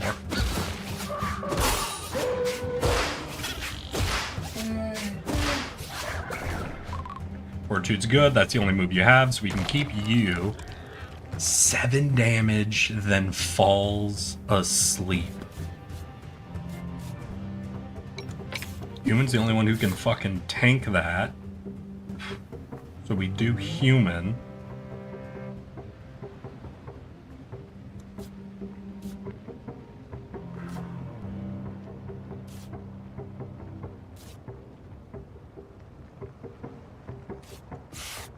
We do human. Do we make the attempt to capture? I don't have meat! Fish is 40, fruit is 60. I think you're the only one in this group I want. So we're gonna do a 40, then 60. Because that'll get us the 1 buff from a fail coaxed. 80%. Alright, we got him. Cool. Cool. So you're gonna die, but we already knew we were sacking you. You'll kill you. You'll tank that. Alright, that'll be... yeah, that's fine.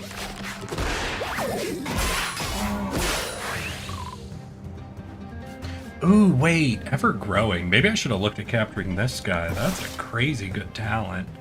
Obviously too late now, but still.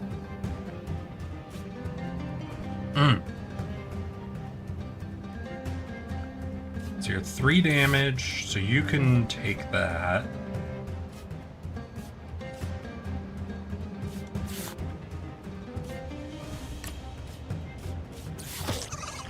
We try to start tranking him?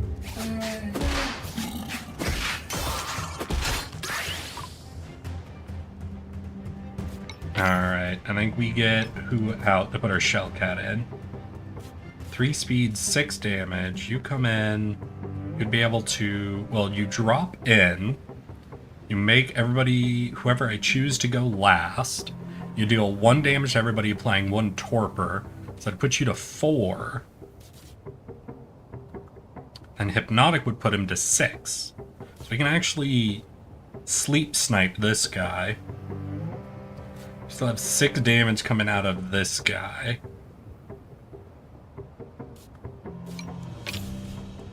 So I think we give up the former human since he has no abilities anyway.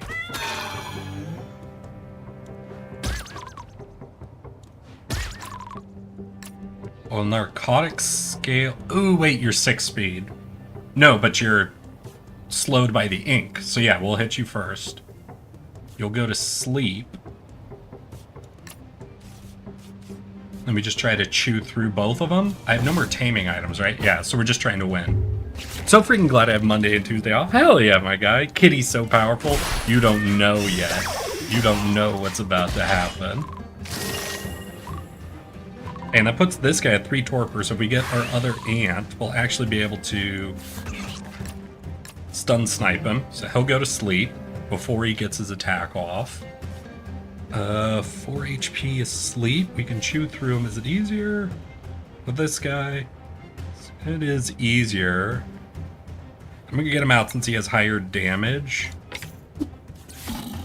Just in case we have a hard time chewing through this guy after he's asleep. Let's go.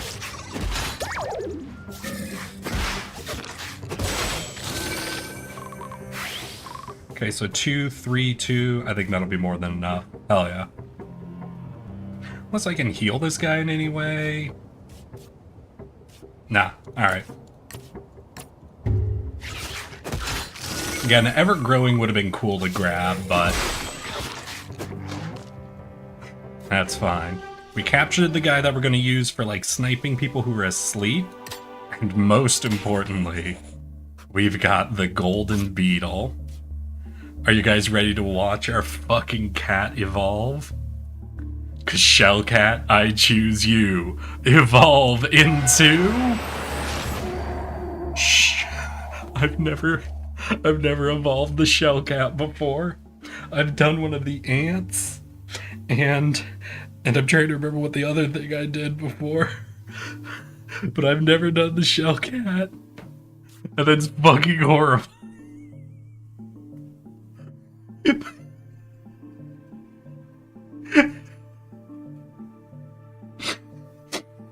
Alright, let's see what happened. Ink Trap is now flicks to all enemies for 3 turns. Cool. Fortified Assault, so they gain the 2 armor and attack for 4. The Ink Splatter is 2 damage to all lanes, inflicts Sluggish on them. So 2 damage to all lanes is plus our Sleeping Spore, so we apply 1 Torpor to all lanes.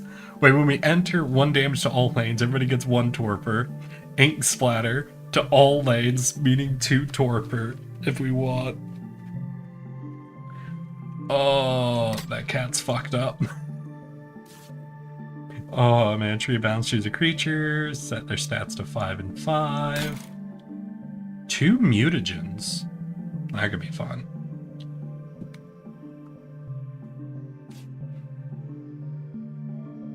Ooh, upon receiving a negative effect also inflicted to the opposing enemy. That could be a bit of a problem. Canes. Ooh, Vampirism. Ooh, I think I wanted Vampirism. Yeah, they're really good talents. When placed and on retreat, give its allies damage for 1 turn. Nah, I think we'll go for Vampirism. Whenever dealing damage, gain 1 HP. Okay. What we got? We've got pretty good snipers out here. But still, I think this will be our best shot. We've milked, remove negative effects. We still have 1 more injection we could do. So we could take Vampirism off and maybe put it on the cat or something else. I'm gonna think about it. This part of me also thinks would Sleep Sucker be better on our cat, but I'm not sure. I'm not sure yet. Let's go. My baby is gone. Your baby is grown. Okay, is it time to sack our delicious ram? Maybe. You're gonna swing for 4. Ooh, but I want to hit you for 4 so I can cap you.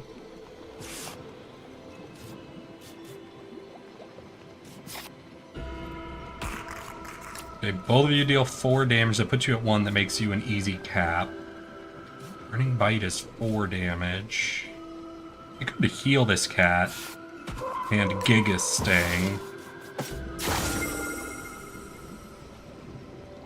Body Slam is 3.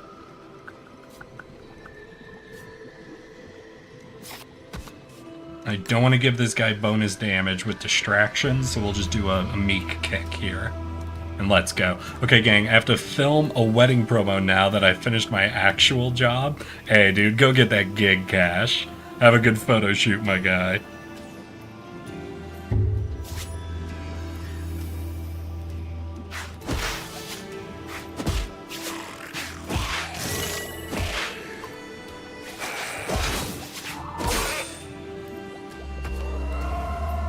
Alright, we're gonna capture this dude.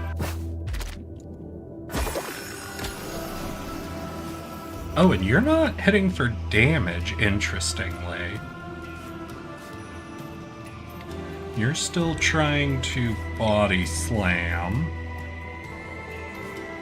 Oh my god, wait, are you... Adjacent creatures get +4 speed? I see. I understand. Okay, we're gonna Frenzy. This kills the target. Repeat. Alright, that's good. I'm down for that. So you're gonna kill them. So no matter what though, you're swinging for 7, you're swinging for 3. Let's retreat this guy. Time for our sheep to die.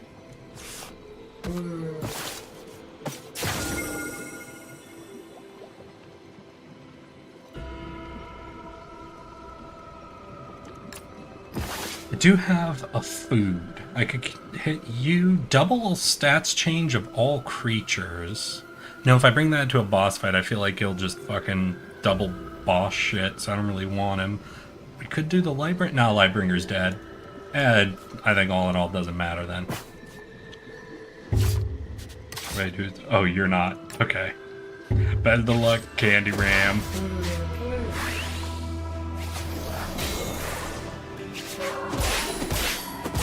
Oh.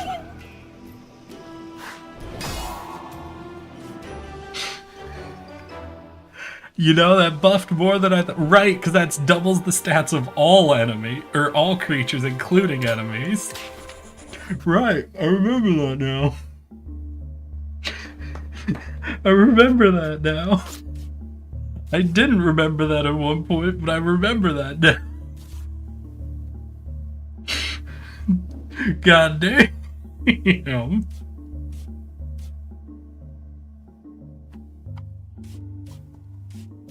Good on him. Good fucking on him. I think that was the last... Oh no, we've got one more fight. Alright. Bait a food to attract and tame a creature. Special foraging. Choose between food that tames and add a creature to your hand directly or food that gives a random mutation to a tamed creature. I think I like that bonus. Are there any... All enemies... Ooh, that's pretty good. Enemies at 0 speed. We don't really reduce speed. Deals double... On death, summon this creature without the talent. I think we'll come over here just for the event reward then. You can see as you get later and later, and this is the battle right before the end, you start getting less and less creatures and more horrors from the beyond world. Okay, so Claw Swipe is deal 4 damage and 1 damage to all other lanes. That's a little interesting if I consider my Sleep Baby.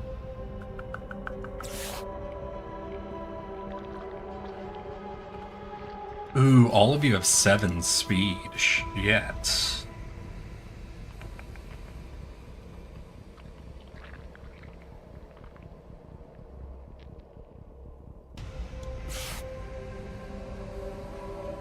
I had a really bad draw, too.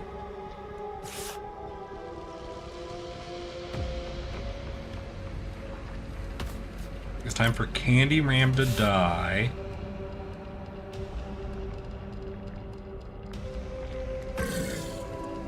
Due to Body Slam. I think we'll sack this guy as well, just so he's not in our deck anymore. Honestly, just a really shit draw. I got 2 things I really don't care about anymore.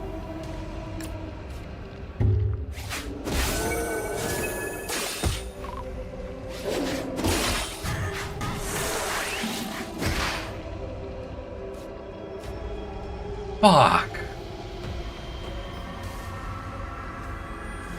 4 damage, 5 damage. You're still doing the debuff.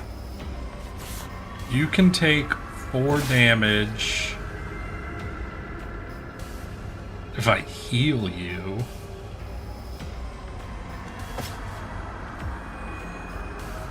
I could do a hardened... Well, I need to start killing them.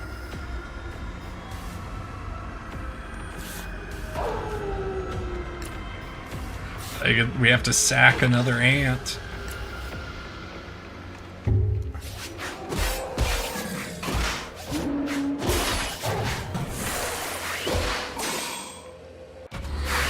Oh, right. You had even more critters. Fuck, where's their cat? Is our cat at the bottom of our fucking draw? Our sniper and the 2 cards I needed for this fight are at the bottom of our fucking deck. I think I just lost based on that.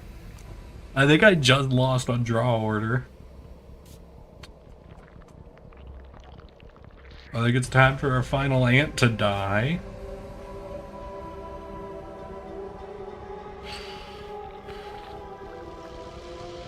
Speed 0, speed 4.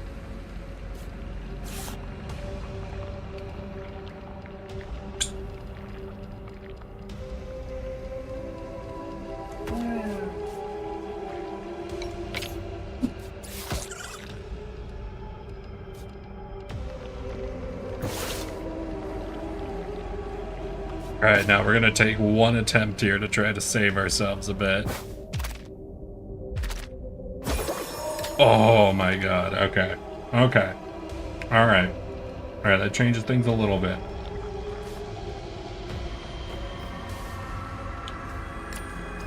Still sacking a lot here.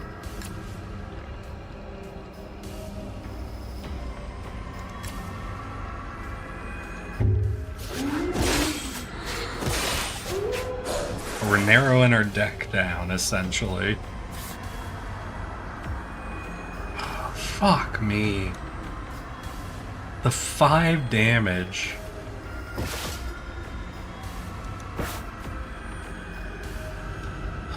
I really needed my Shell Cat. My Shell Panther or whatever it is.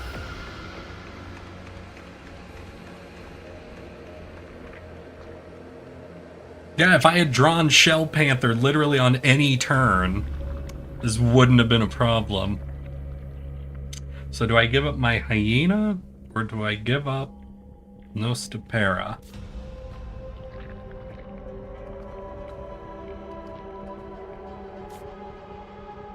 I guess I give up the Hyena. Damn. Wait, I still have a syringe. Alright, I'm taking his Frenzy. We're taking his Frenzy and we'll figure out someone else to give it to. Do we give it to Nostopera? Oh, I think we do give it to this guy. Here you go. Have some fun with that. This guy's debuffs, we deal 3 extra damage. He's at 5 HP. We'll deal 5 damage. Alright, so that's a kill. Alright, buddy. Well, you know, they have a negative effect. Did he?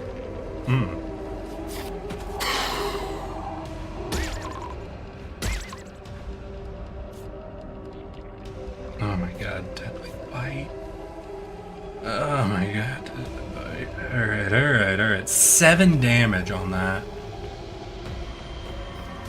We're gonna inflict a slowdown on this guy. Fortified Assault will get us 2 armor, puts us at functionally 10 HP. Hits you for 4. We could Ink Splatter. We want to Ink Splatter. We're going to slow every lane. Alright, I think our Panther is going to take 7 damage. But they'll survive. I think we win. Oh, they didn't take the 7. Hell yeah. Alright, I think our final fight's essentially just gonna be these two fucking carrying.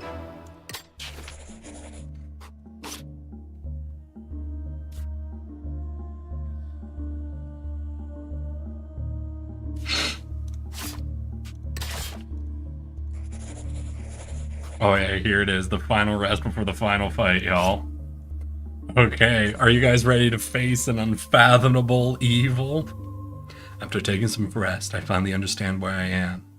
I have made it. I was too tired to see it at first, but I have made it. I can see it all now. The rumors were true, the otherworldly artifacts, the piles of treasure, the... Wait. I am not alone. There, lurking in the shadows. There's something unfathomable. The Eye of the Abyss. They are immune to weakness, so we can never debuff them. They have 1 attack that hits all lanes, 1 attack that hits its current lane 3 times, and Impending Doom, where it gains 3 strength for 1 turn. It also is flanked by 2 abominations, both of which have Warden, giving him +2 armor. They also have different attacks, 1 for 3 damage and 1 for healing up the main guy. Tends to be easiest to rip through the abominations than go for our big boy. So we'll go ahead and start in on that. Shell Panther will definitely play, even if we end up not keeping him out. I think we will keep him out though, because we're going to be ink splattering. Because while they might be immune to damage reduction, they are not immune to the slow effect. This guy's not dealing damage also, so we don't need to try to tank up. We'll do that. That guy's attacking, so we'll actually tank into him. Then you're debuffed, so do we start frenzying? No, we're gonna claw swipe, I think. So that we're dealing adjacency damage. So let's go.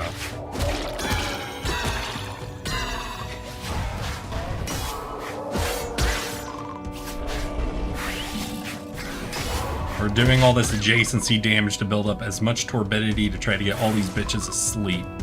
They miss a very important turn. 6 damage to all lanes. Alright, Flying Shrimp does not work. Fair enough. So you're doing 3, you're doing the Revitalize. So we're gonna move you here. I think you die this turn. Terribly sorry about that.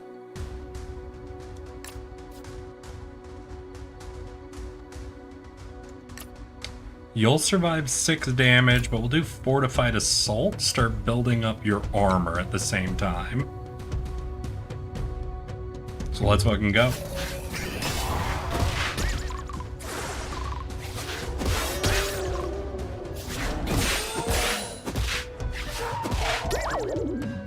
Bitch is asleep, so we can tear through him.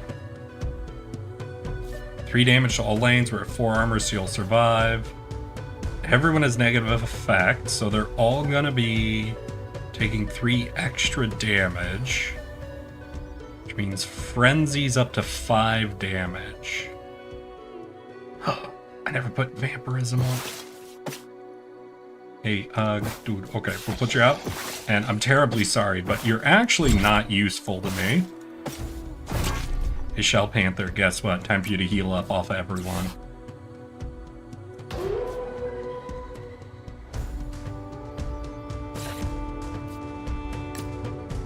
Alright, and I think we will be going crazy.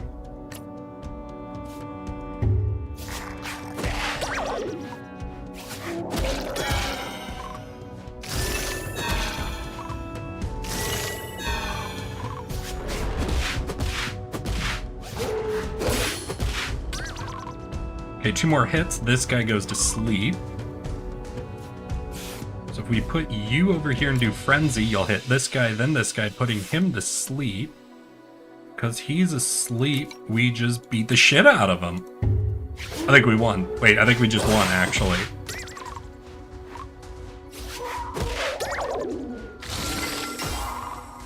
Because he'll be asleep for next turn, so we get to tear into him for a little bit.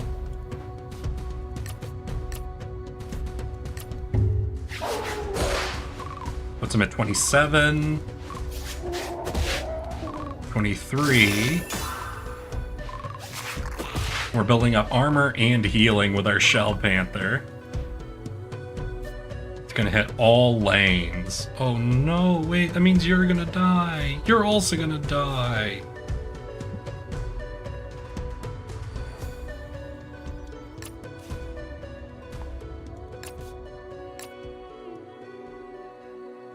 Well, we'll just see if our Shell Panther can tank through it with its Fortified Assault then.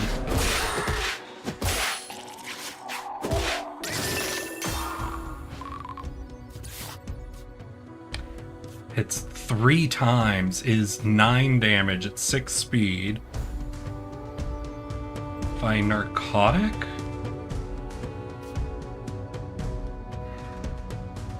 And we have to Fortified Assault, I think.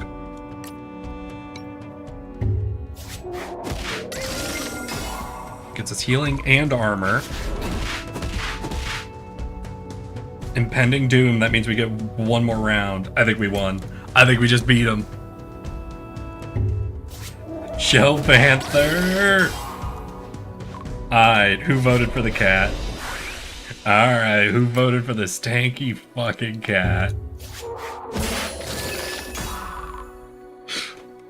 Last man standing. Oh my god. So y'all, that is one quick round through on Deck-Tamer. As you can see, the game involves a crazy amount of future planning, actually.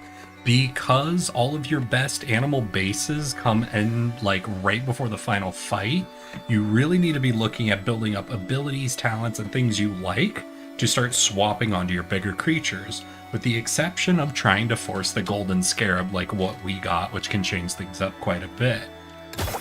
This game is really exciting, and I've been having a lot of fun with it because of how crazy mutated and weird combos you can do. So let's go ahead and I'll show you guys off, I guess, a final boss I actually haven't gotten to beat yet. Let's go down to Pioneer. So at the hardest difficulty in this game, which I've been playing on, I got 1 victory on so far. Against the Eye of the Abyss. At the hardest difficulty, every time you use a syringe, a creature takes damage. So when you use a syringe to take an ability from a creature, it takes 1 damage, and put it into a creature, it takes 1 damage. So health becomes very tricky to manage at this higher difficulty when trying to hyper buff 1 creature.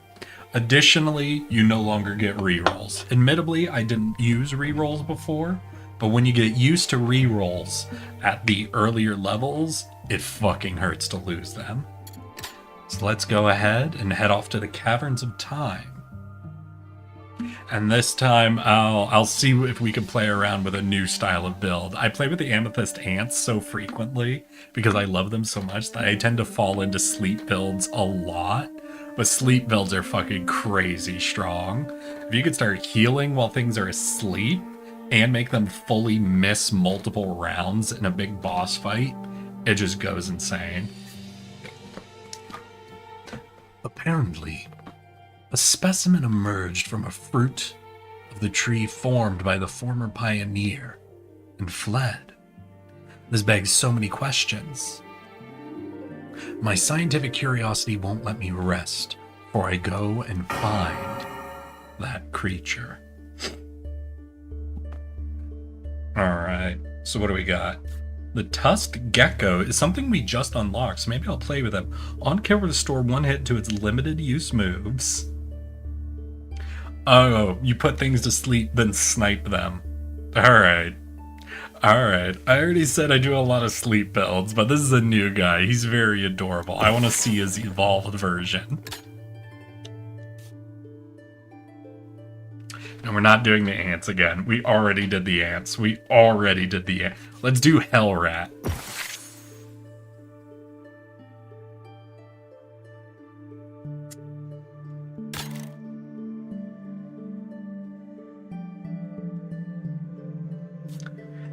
Inspired. After a team member uses a status move, gain 1 damage. That's interesting. Let's go for it. Hey son, welcome to Deck-Tamers, where we have been working hard to create the most horrific looking things we can.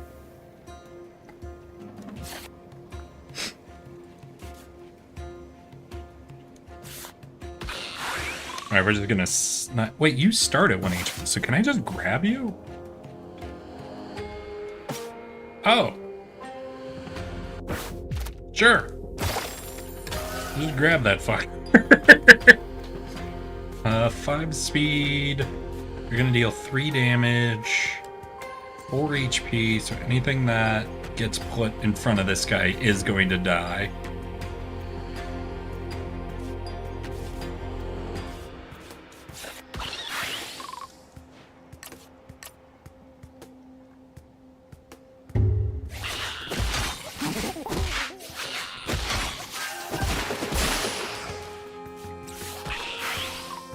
Okay, we're gonna just bite, we'll kill, we'll do a swift scratch so you don't die, then we'll cap you. I'm doing pretty good, son. Gotta tell everybody a very ridiculous story about the start of my week. Okay, so we want to get status moves. Honey. Okay.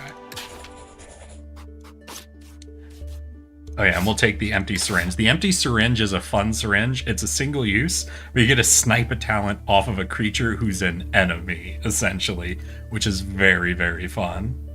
So here, when about to take 4 or 5 damage, take less. Retreat heal. On death, inflict poison.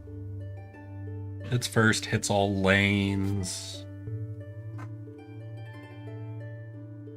wait, block. Hits first, gain. Venom is one of those moves we were talking about.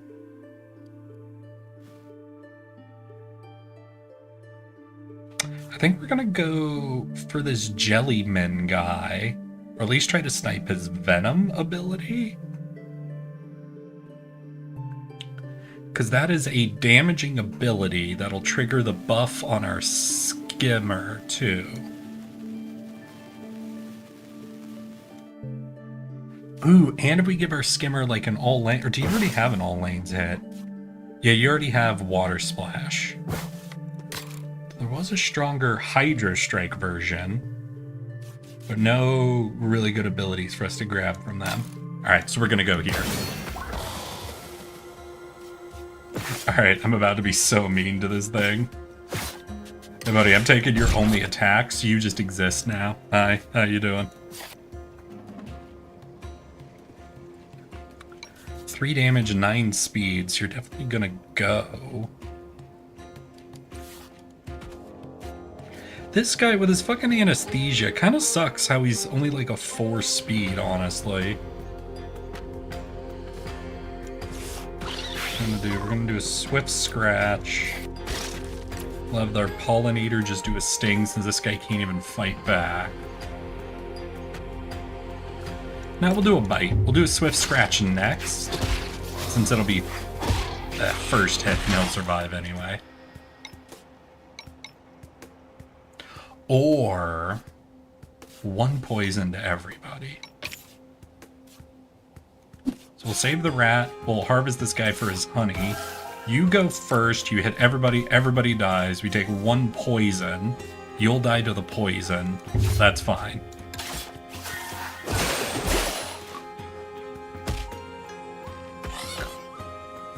Hits first, hits all lanes. Right. Block, hit first, gain 2 armor for this turn. Now that's also interesting, though.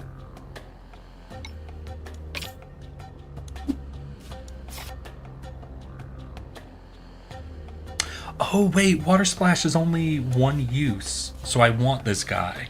Because I just realized Water Splash is limited use. This isn't limited use. Here's what we're gonna do then. We're going to bite. We take 1 damage. And we'll anesthesia to dodge this bite.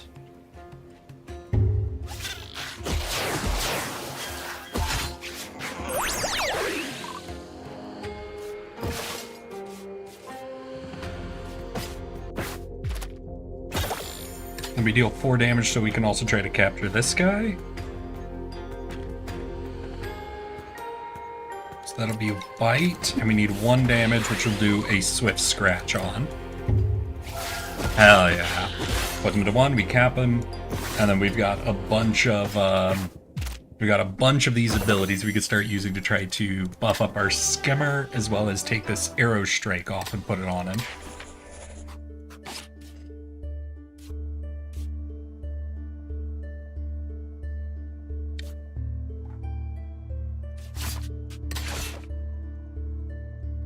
Let's go in our pack. We gotta make sure we're not gonna accidentally kill our guy with this, because now syringes are not so fun. Alright, little Skimmer, how you doing? We got medicine. We don't have medicine. So you're gonna be a 1 health for a second. Though I could feed you. I think we're fine for now. The other thing we have is this poison ability. Could put on the life drinker.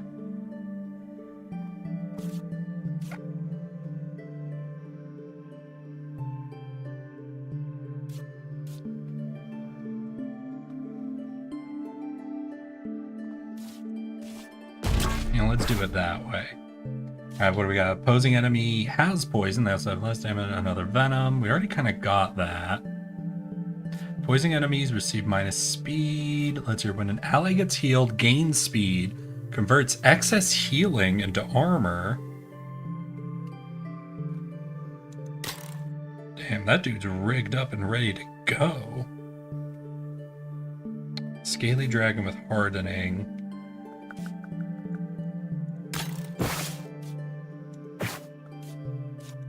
Alright. I think we'll try this. Since we have some high quality meat, we might be able to capture this dude who's already like set up with a lot of abilities. Yeah, let's go for it. I'm a little scared of Grimjaw. These guys, yeah, because they have a deadly bite, tend to be pretty tricky to deal with. We might be okay.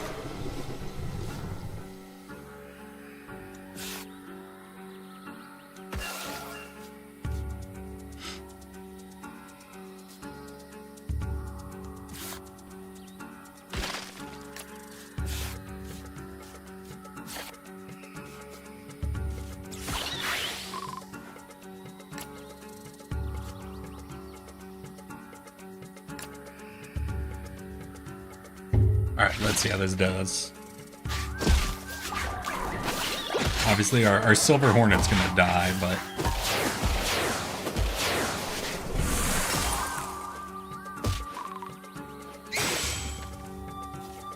that's fine. We can hit first and block. So we'll hit first and block. Swift Scratch kills you. Block means... we take 2 less damage, you only swing for 2, so that doesn't kill. You have 4 HP, you're swinging for 2. We'll be at a little more damage, but we would end up dying.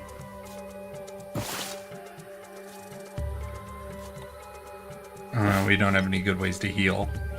Alright, we'll retreat our Scrimp, actually. We'll start sacrificing Hell Rats. Yeah, as you start getting higher and higher in difficulty, this game... basically, to me, it didn't feel like there was any real difference between the first 4 difficulties, but the very last difficulty fucking spikes it. Spikes it like crazy.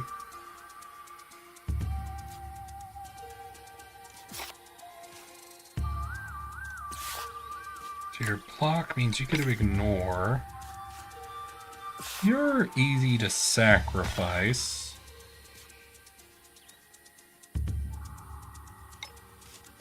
You're gonna die as well, but you'll deal 1 damage. Wait. Let's see. I have some prime fish. Oh, I thought it was prime meat. Damn.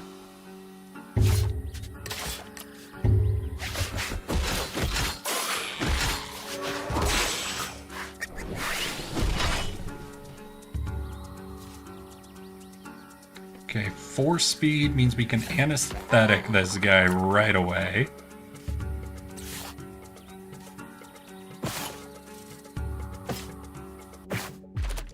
Birdie. Donka. And he's over here. So you'll be able to block. Then Birdie goes out. Let's see. When an ally gains speed... when an ally is healed, gains speed. Deals damage for speeds. We want allies who heal. Interesting. We'll see what we can do about building some healing into an ally. If we can get an ally that heals and with one of these like status abilities, that'll be even better.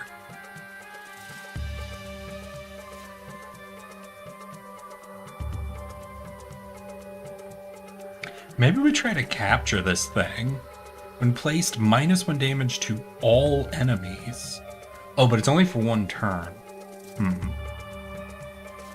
Ice Wall is a way to tank, but isn't really what I'm looking for.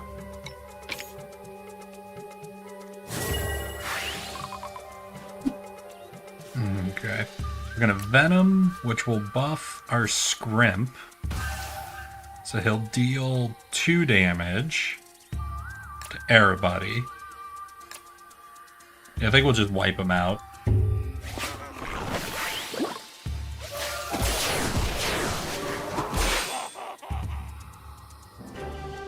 We got 1 tame in there, which is that bird we picked up, and he's pretty fucking good. So let's check out our team. Our main boys are our Scrimp, who buffs up when we use other abilities, which is really good, like our Tank Mole and our Stun Gecko. Then we have this bird, which just technically has ways to do some pretty insane scaling damage as long as we have healing. So we don't really have healing yet, but that's definitely the thing to look at. Ooh, so this is sneaky is the thing I was thinking of, where you can be treated without using your whistle. Let's look for some healing.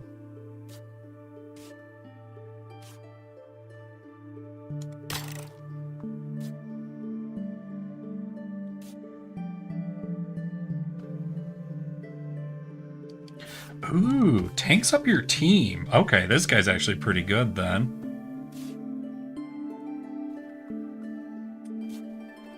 Not really seeing any healings. We'll just have to do that unless any of these a bit mutagen or Forgotten Laboratory. We'll do the laboratory. This will be good. So we want to cap this guy and not die. Feather Mole. Can ignore 2 damage. You're still going to take 1 damage from poison, but as long as we eventually retreat you, you will be fine. You are faster than that guy, so we can't anesthetic him.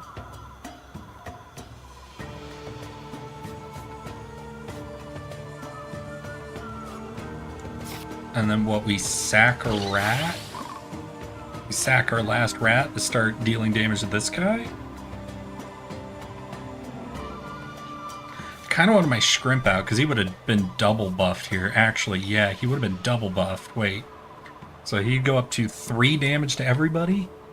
Do I have any medicine that I could use to heal him? Like, I could burn food for him, I guess. Likes fish. Alright, let's try that. We're actually going to place him, give him our fish to put him at 4 HP. And then we'll Water Splash. Since he's already faster, we don't need to force it to be first. And we'll see how this goes.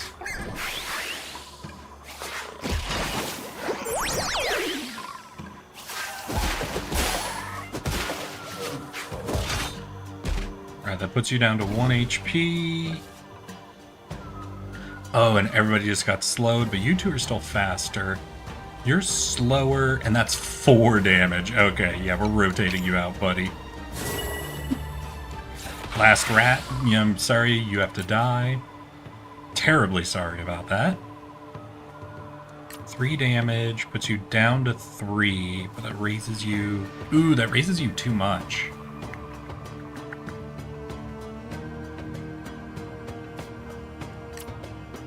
I do 2 damage. Plus 3 is 5.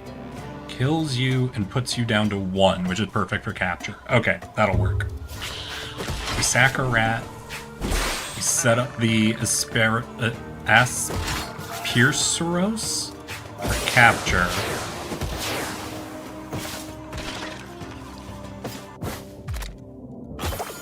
And actually, you're at 1 HP too. Do I? Oh, but you want fish. We do have prime fish. Alright, we got a few caps there. Attacking for 2 damage. We can put up 2 block. Venom.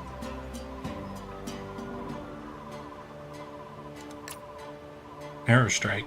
Hey, I think we got him. Oh, shit. Right, okay. He went first because of his Swift Bite.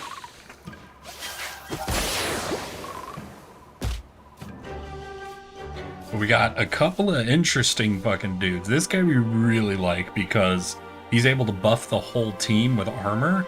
At the same time he's granting armor, he would also be buffing the damage of our fucking Skimper. So that's like tank and damage over time for him.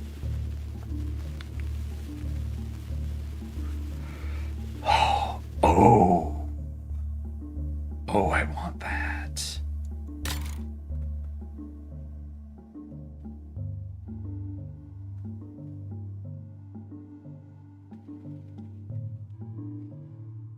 Ooh, Submerge would also be really cool on our tanky.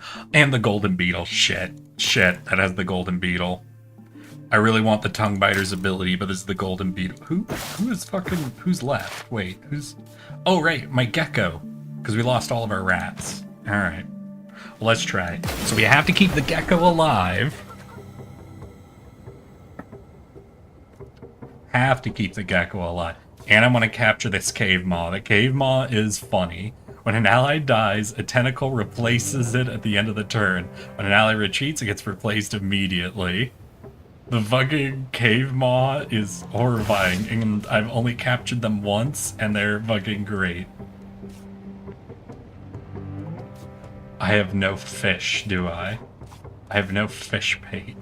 We got prime meat and prime berry. We will see what we can do then.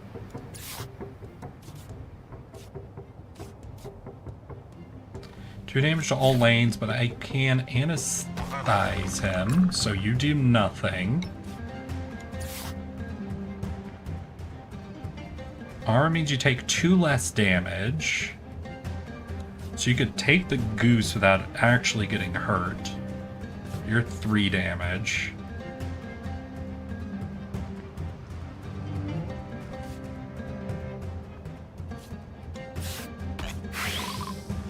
You'll give 2 armor to whoever's next to you, so the 2 armor will ignore that. So you'll take no damage, actually. Then Water Strike. God, I hope I have this mathed out correctly. I'm risking a lot. I'm risking our main killer right now. But I think I've got that. Wait, do I have medicine? No medicine. Oh, we have an auto tame.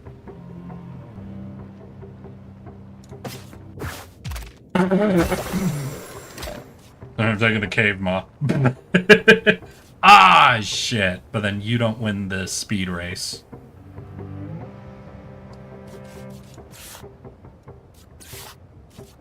Three damage, 5 speed. You could take the 3 damage. You gain 1 armor. No matter what, you gotta bail, buddy.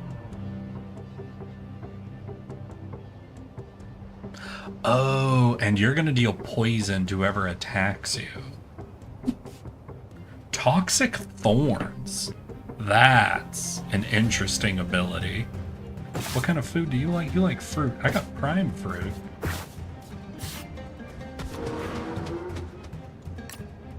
So we're gonna take 4 damage here. No, wait, we're gonna armor up before the poison hits. We're just gonna take the 3 damage. Let's see if we can capture this guy. The Toxic Thorns makes me very interested.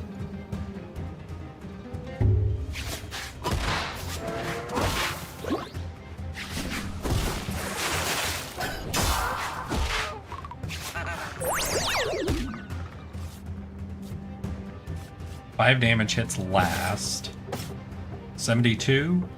Yeah, I think I risk it. Hell yeah. Oh, right. Big boy. Big boy.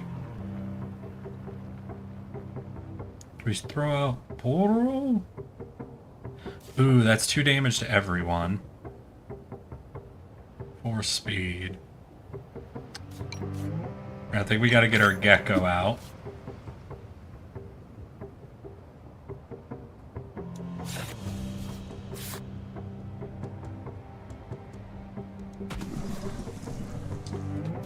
Three damage, 5 damage to this lane.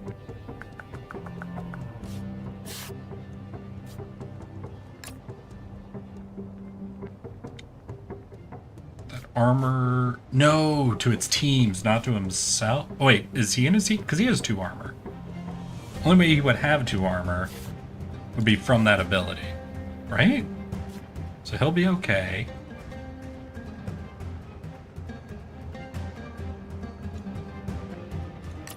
Crushing weight, tackle.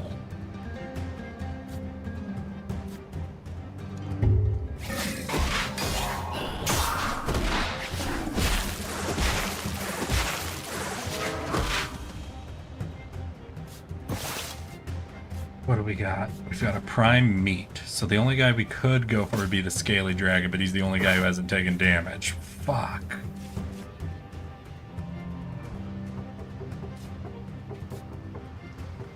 Round of anesthetic, so we can't put a guy to sleep.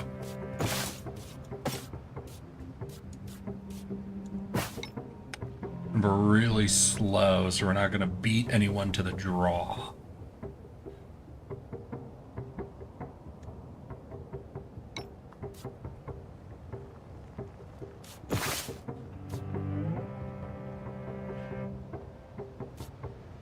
Wait, Moonleaf, restore all uses of a target's limited use. So we do have one more anesthetic, technically. So at 4 sleep, you could... You have 4 speed, you could take one of these guys out. Alright. Alright. You've used up all your abilities, my guy, so we're going to take you out.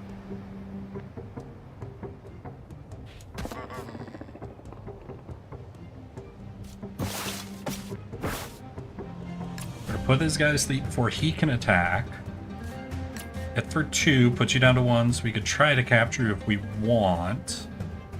Hits for 2. We're still alive. Crushing Weight hits for 4. Alright, that's a fine turn.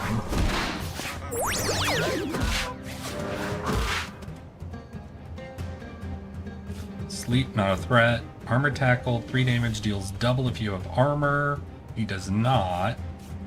Shrimp.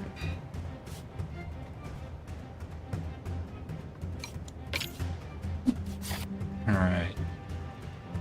So Shrimp will hit first. If we Venom before he hits first for 2 damage. Prime meat. Do we try a 51% chance? Because it might save this guy.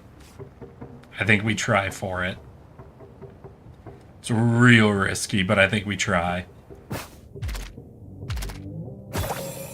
Oh my god.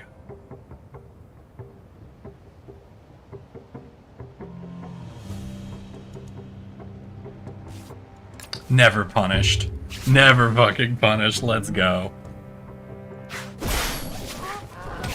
Though I do gotta figure out some healing at this point. We are running on fumes on all of our creatures. But we did just capture a few. Okay, yeah, we got a lot to consider. So we got Toxic Thorns, Scale Surge, we got Omnipresence with the Cave Maw, we got a lot.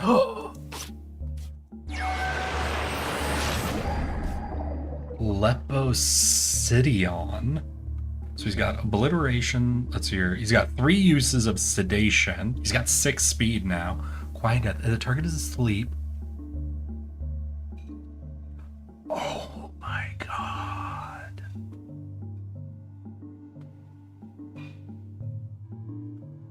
Hell yeah. Alright. We have... I'm sorry, I'm really trying to imagine why we have a creature that is clearly an underwater fish that puts things to sleep before it kills them.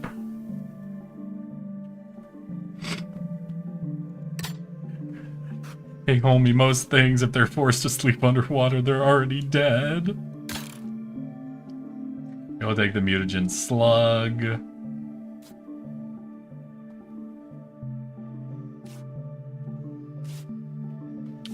At the end of each turn, steal. I want to rip all of your abilities off and give it to my sleep sniper, or I just combo you with him. All right, we want this guy. You like fruit? Do I have fruit? I have some fruit. All right, we want this guy. This guy is aggressively sleep oriented. Is there anything I want to kick out of my team to narrow the numbers a little bit?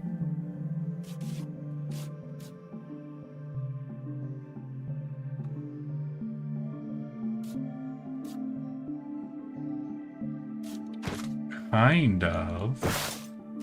I think I'll hold on to them as sacrifices for this fight.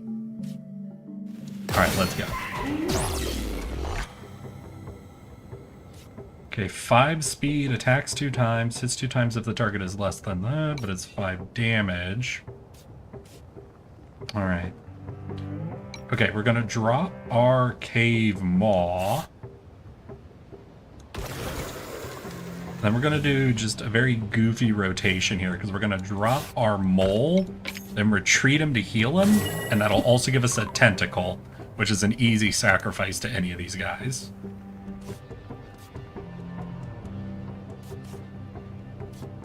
All of you are attacking 5/7/5s or crazy speeds.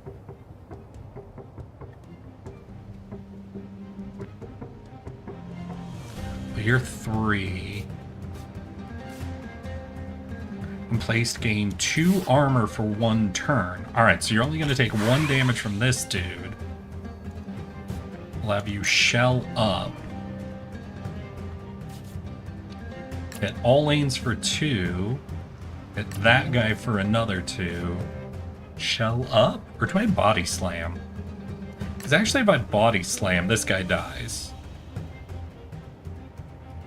Cool. Yeah, we'll go for that. We might have to rotate him out, but...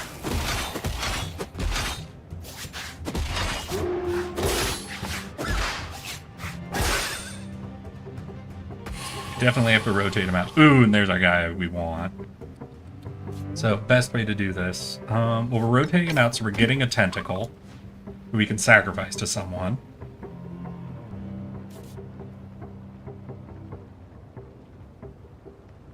Three speeds. We actually can beat this guy to the draw. You like fruit. We have 1 fruit. I'm going to put you to 1 health.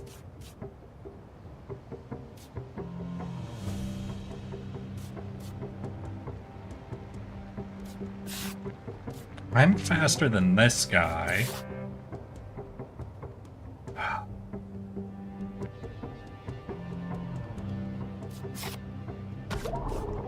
We go and we could sedate him. You to 1 health. You go down to 1 health, which kind of sucks. But that kills this guy. Was this guy to 1 health? Alright. Well, not. Let's just kill him. Let's just get rid of him. But that won't give me enough damage to kill this one. Alright, alright. 2 damage.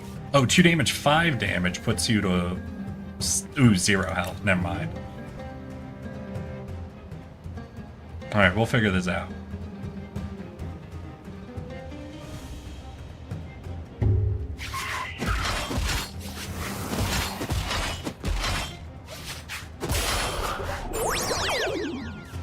Okay, you are asleep.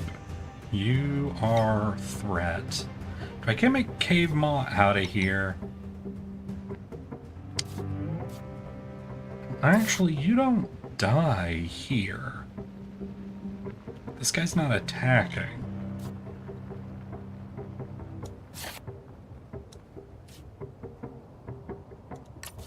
You're faster than him. 2 damage puts you to 3. Alright, I think this works. Wait, 2 damage puts you to 3. Another 2 damage puts you to 1. Perfect. Oh wait, no, you're gonna go first, reduce me by 5 damage, so you're not even doing anything. Yeah, we're gonna retreat you then. You're faster, so you could get some damage in on this guy. Yeah, we'll go that way.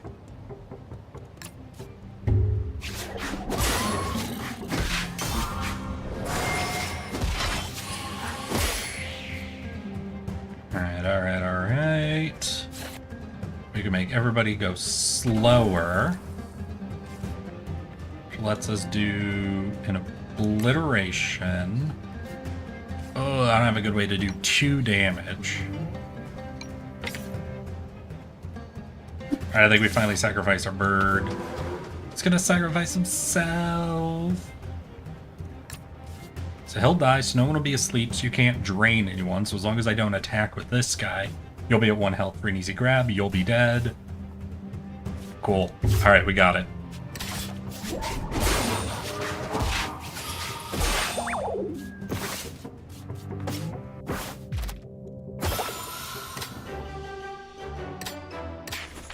And I think we keep both of them. I think we hold on to both this guy and a revolved guy. So we have two people we can put on the board to be just sleep monsters. And this guy's done so good for us. I kind of want to give him the mutagens, but I don't know. I feel like Nightmare Fuel is an ability that just begs you to have a ton of mutagens shoved into him. Let's see what we got. So we've got Frigid, deals double damage to slowed, and Vampirism. Oof, Vampirism and Nightmare Fuel is an interesting combo. Do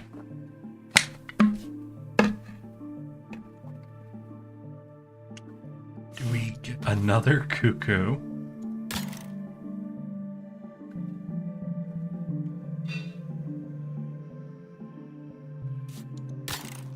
Yeah, I guess we go for another Cuckoo.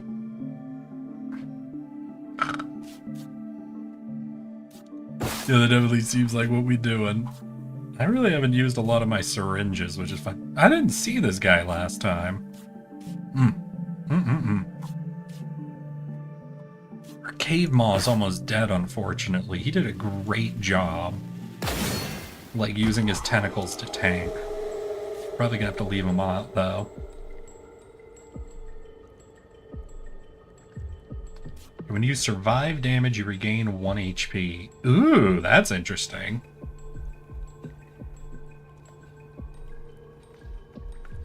Oh, deals -3 speed to all enemies, and you hit 3 times when they have 0 speed.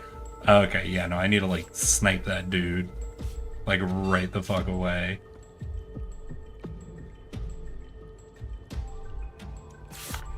We're gonna drop in Sub-Zero. We're gonna have him try to slow everyone pretty aggressively.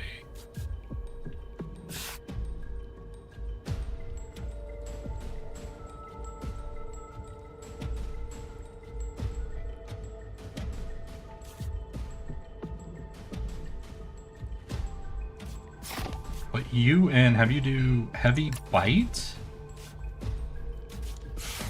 And you to block. I think this should be great. Like, this guy's gonna die, but he's gonna do a good job nerfing everybody for it. Gets us 1 kill.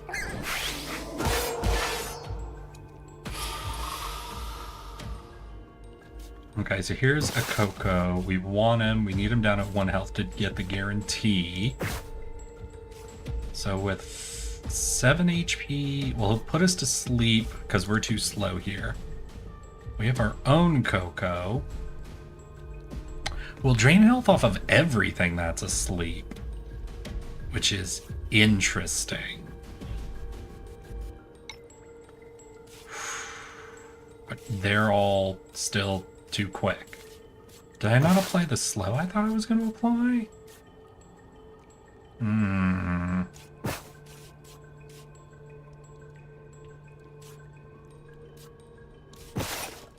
Ooh, this is not so good.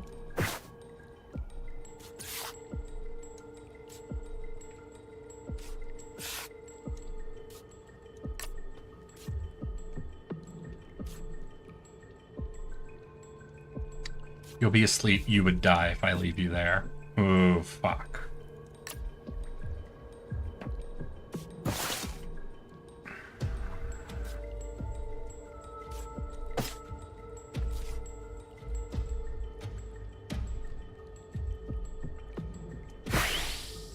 I need a sacrifice for this guy. I think it's finally time we gave up our shrimp.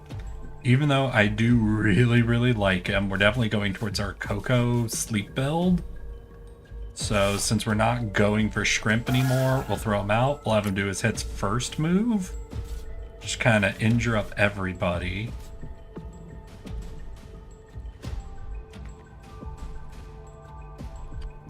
Oh man, Feather Mole.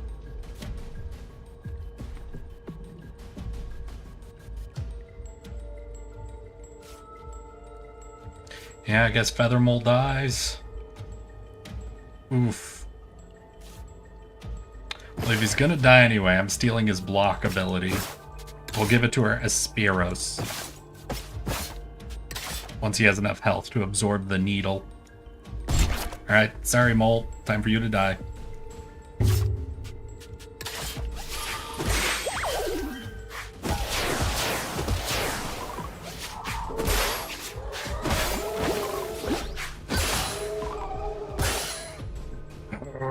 we're in a bit of a pickle. And I didn't get my fucking sleep, dude. Fuck. Alright. Alright. You're gonna do 4 damage with your Awakening Punch. We're faster. So we can gain some armor, deal 3 damage, put you at 3. That's gonna deal 4 damage. You're gonna be resistant to 2, but you're gonna be too slow.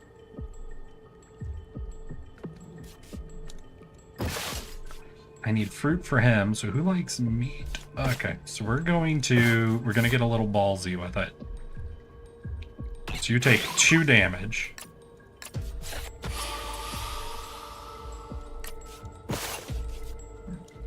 So we're gonna give you meat, puts you at 3, you only take 2, so you survive. Alright, let's go.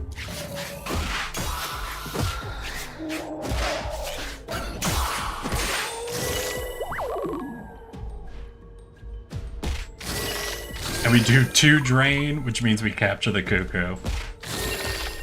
Oh wait, no, we were both asleep. Never mind. Alright, fair up. Everybody took it.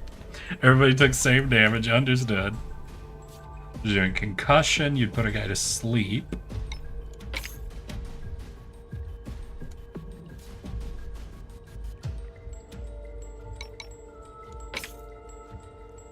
But we're faster, so we can put you to sleep. So do I have a way to deal only 2 damage? Not really. Shoot, that's gonna be a little tricky. I'm trying to deal exactly 2 damage to this guy.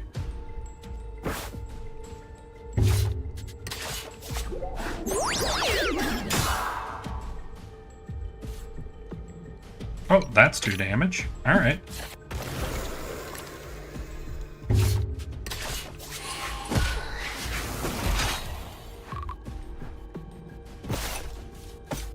Hey, we now have 2 cuckoos and our fucking sleep sniper fish. Alright, if we put things to sleep, we drain the shit out of them. Let's fucking go.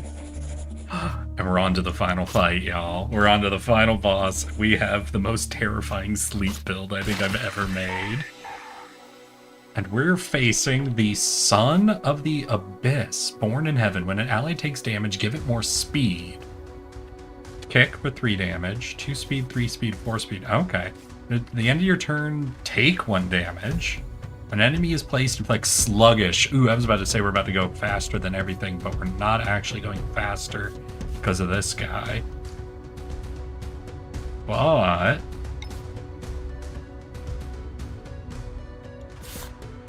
ultimately,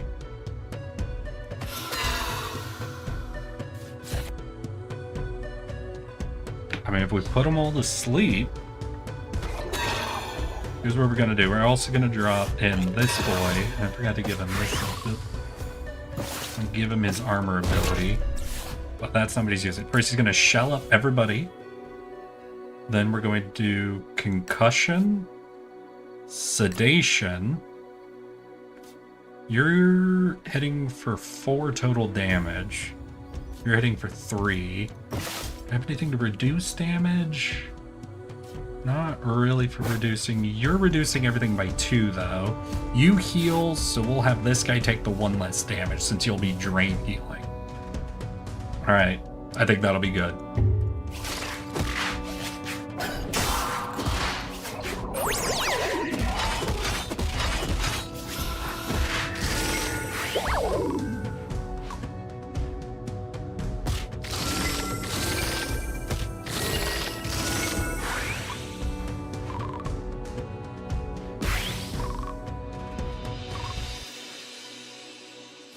Okay, so we're gonna pull this guy out, then drop in our next cuckoo.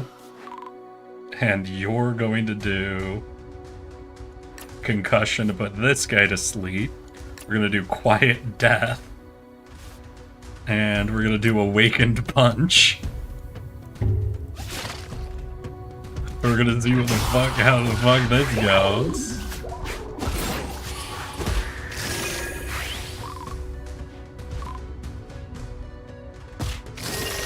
Alright, they're gonna drain each other.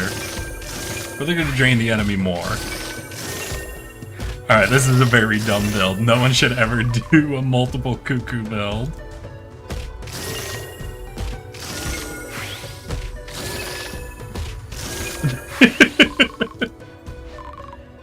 This is very dumb and I love it. Oh, and he's starved to death. Hell yeah.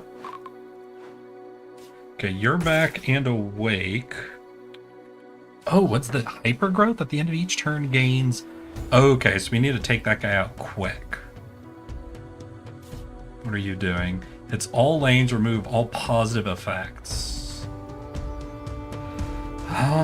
So can we stop him? Yeah, this cuckoo can concuss strike him, which would put him to sleep. Could also sedate him, which would put him to sleep. But I want to sedate the hypergrowth before it starts doing shit. We'll actually retreat this cuckoo. No. We'll retreat the currently sleeping one. He'll concuss this guy, so he'll miss his turn.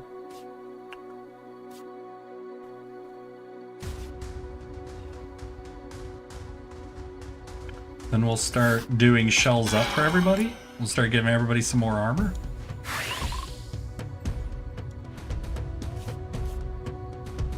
Alright, let's go.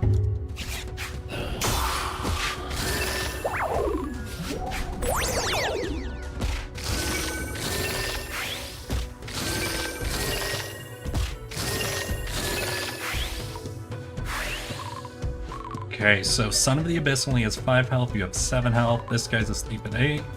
I think we'll, for the guy with the most health, we'll hit for 8. We'll move you out. 5, I'd really like to take him out this turn. Awakened Punch plus the Sleep Drain will do him in. I think we'll drop our Scaled Dragon just so he can start building up armor. Yeah, I think that'll work.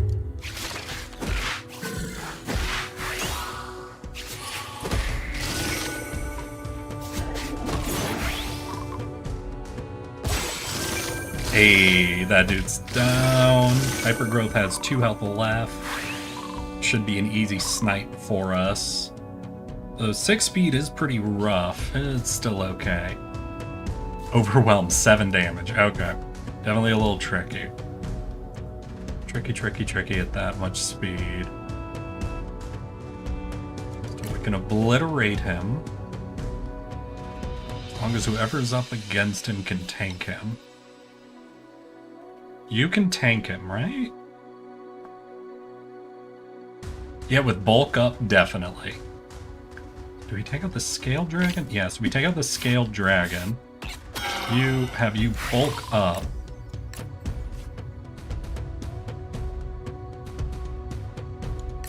We'll use the Awakened Punch, which can be used even while asleep because we're out of concussion now, unfortunately.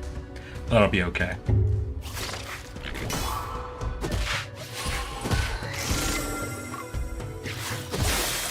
Oh, Flock didn't actually go first. Shoot. Shoot.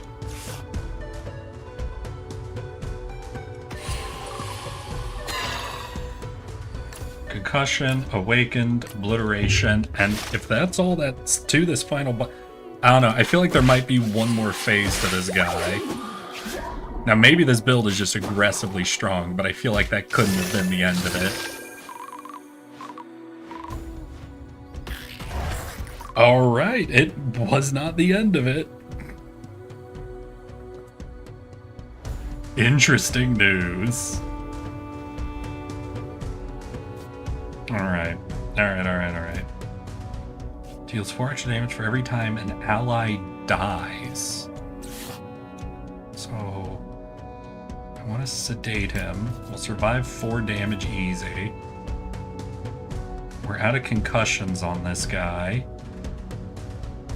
They're going to be tanking up this dude, so he's going to be taking a lot of reduced damage.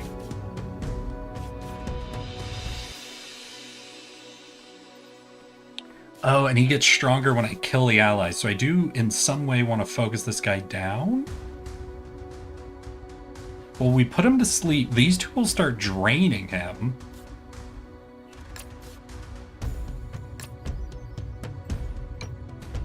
Which should avoid the effects of protection? But I don't think it's damage received. I think it's just life stolen. Yeah, what's up, Hyper Beam? Are you not entertained by my commentary? What you up to?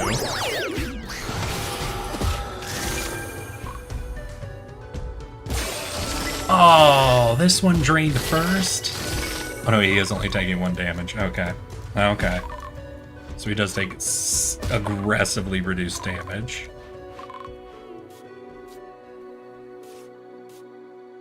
Okay, you're asleep though, and you're not tanked up. Oh, but you're gonna steal the negative effects from him, so he'll wake up. Unless I can drop you, but I don't think I can. Alright, we're gonna do damage to all lanes. Retreat you to get this guy. I won't be able to quiet death, right? We will be able to start building up venom on him?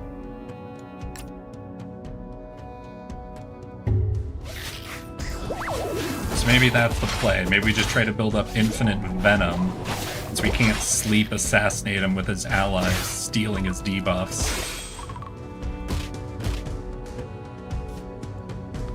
You have no moves you can do this turn. Deals 4 damage extra for allies. I don't want to take that damage. I'm out of sedation unless is there anything to do? Not really. To be fair, we're not taming anything, so I might as well heal my guy.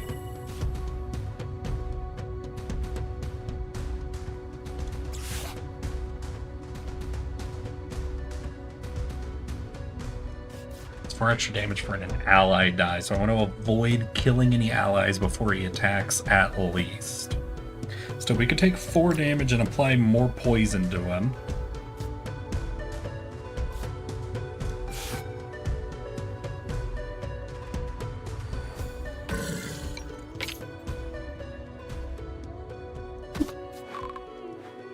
We get a tentacle, and we'll do a kill, I guess, after?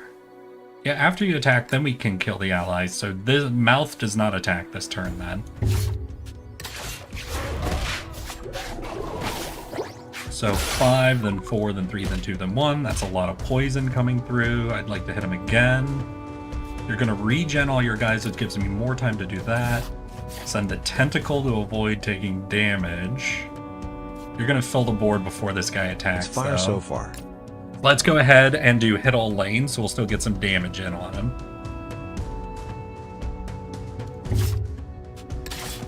Oh, right. Sure, whatevs.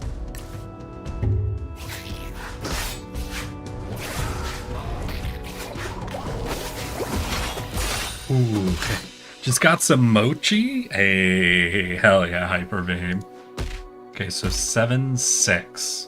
I think this guy's on the timer officially. So we're gonna move you out of the way so you can obliterate. Wait, he's gonna steal all the poison. Alright. You could still keep building up more poison on him. No, you're gonna steal all 6 poison. So you know what, fuck it, it's not worth it. You're stealing, you won't be attacking. You're gonna kill this guy before he gets his attack off anyway. It doesn't matter. Alright, we're gonna go for this then. It's not the best. We're missing out on a lot. I thought I had him out on the timer. I forgot they could steal the poison from him.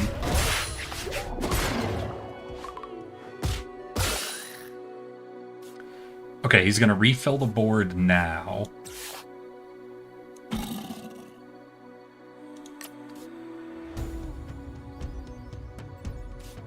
Obliteration.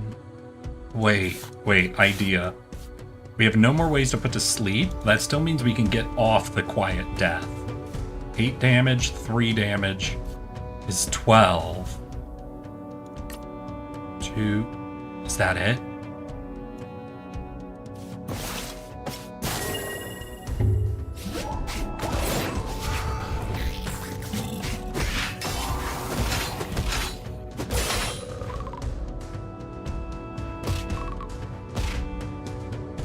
Okay, at least it's not regenning. They deal 1 damage back. They're about to tank each other up. So we're gonna Venom, Armored Tackle. I think we actually retreat our Cave Moth. Send this boyo out, get some damage in. So we still have to chew through a lot, honestly. But without them being replenished by the big boss...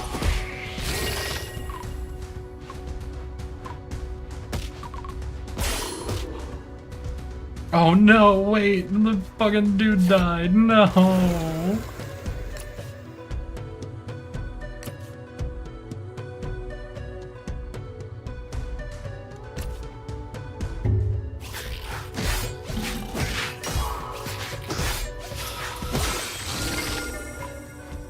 But I think I got it. God, if there's another phase...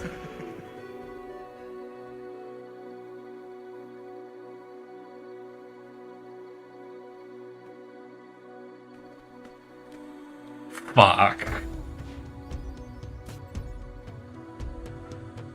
My enemy gains a positive effect, this guy gains it too. He's immune to sleep. Complete hypnosis. At the end of the turn, to fill the board with illusionary copies of himself that secretly have 1 HP for him to hide amongst. Target the enemy with the most talents and erase its talents. I see. I see.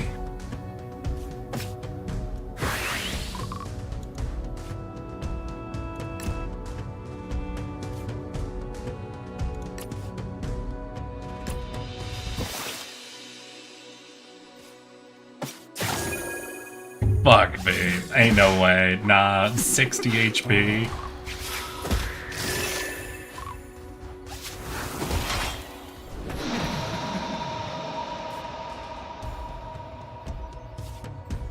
Seven damage. Oh, that's it. No, that's it. What can I do? Technically,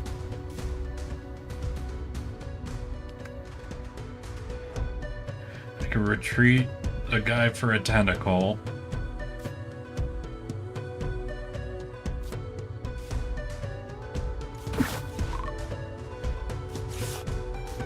Vampirism means you survive, you swing first. That's all we got. That's all we got.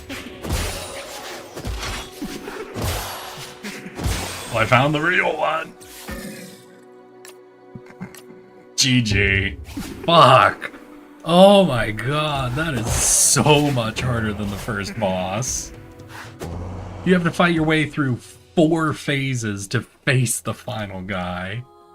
Holy shit.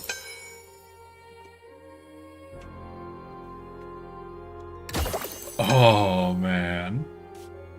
But y'all, that is Deck-Tamer. I hope you all have enjoyed sort of checking this out. I've been having a lot of fun playing it off and on, like, all week, honestly. As you guys can see, since I've beaten the first boss on the hardest difficulty, I beat the second boss on the second hardest difficulty, and that was my very first time playing for the third boss. And I really hope the Perfect Sun is his last phase, because if he has a phase after that, I don't know how you beat that guy. But this is the game. It involves, as you guys can see, a lot of crazy options for doing interesting build stuff. And it's definitely a game that I think has played around with the deck building mechanic in a more interesting way than a lot of other games have, with the way for you to like steal abilities off of other creatures and try to stack them onto certain things, the amount of abilities and creatures there are in the game, and the spare items you can find. This has been one of the ones that I think has some of the most interesting available variety, like right off the get-go, than a lot of other deck builders have had. If you are really big into deck builders and you are absolutely in love in every run having some serious level of variability and ability to explore with it. This is near the top of my current list for deck builders I've played, for replayability and variability to them. This has had an amazing job done with it, for seeing all the different things you can combine, and for being unforgivingly hard. But hell yeah, neat game. You sure love your deck builders. I mean, I like a lot of roguelike games. I'm really more into roguelites than roguelikes, but a lot less roguelites tend to come out than roguelikes. Still, I do love the genre, and there's almost always indie games like them coming out, which means very cheap investment for me showing off something brand new to all of y'all. But because I have not been keeping up my streaming schedule, I am very exhausted after only 3 hours of streaming, so we'll probably be calling it here, though I'm definitely going to read the whole Shell Panther entry before we leave. I do want to thank each and every one of you for coming and hanging out today. I hope you had fun. This is Deck-Tamer if you're interested in it. And if any of you have any roguelike suggestions you want to toss in, feel free to check out the Discord and see what we got. I'll read through this entry, then I'll send you guys off to hang out with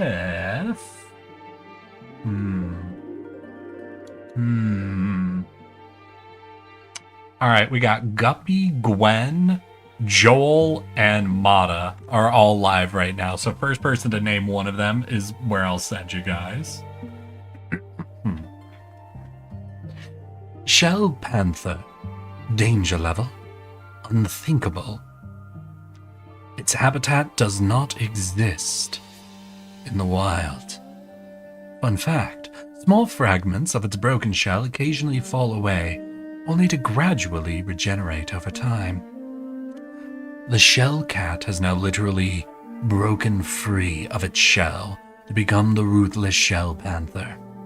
The once small colony of ink slugs now envelops nearly the entire body of their symbiont, enhancing both its agility and strength.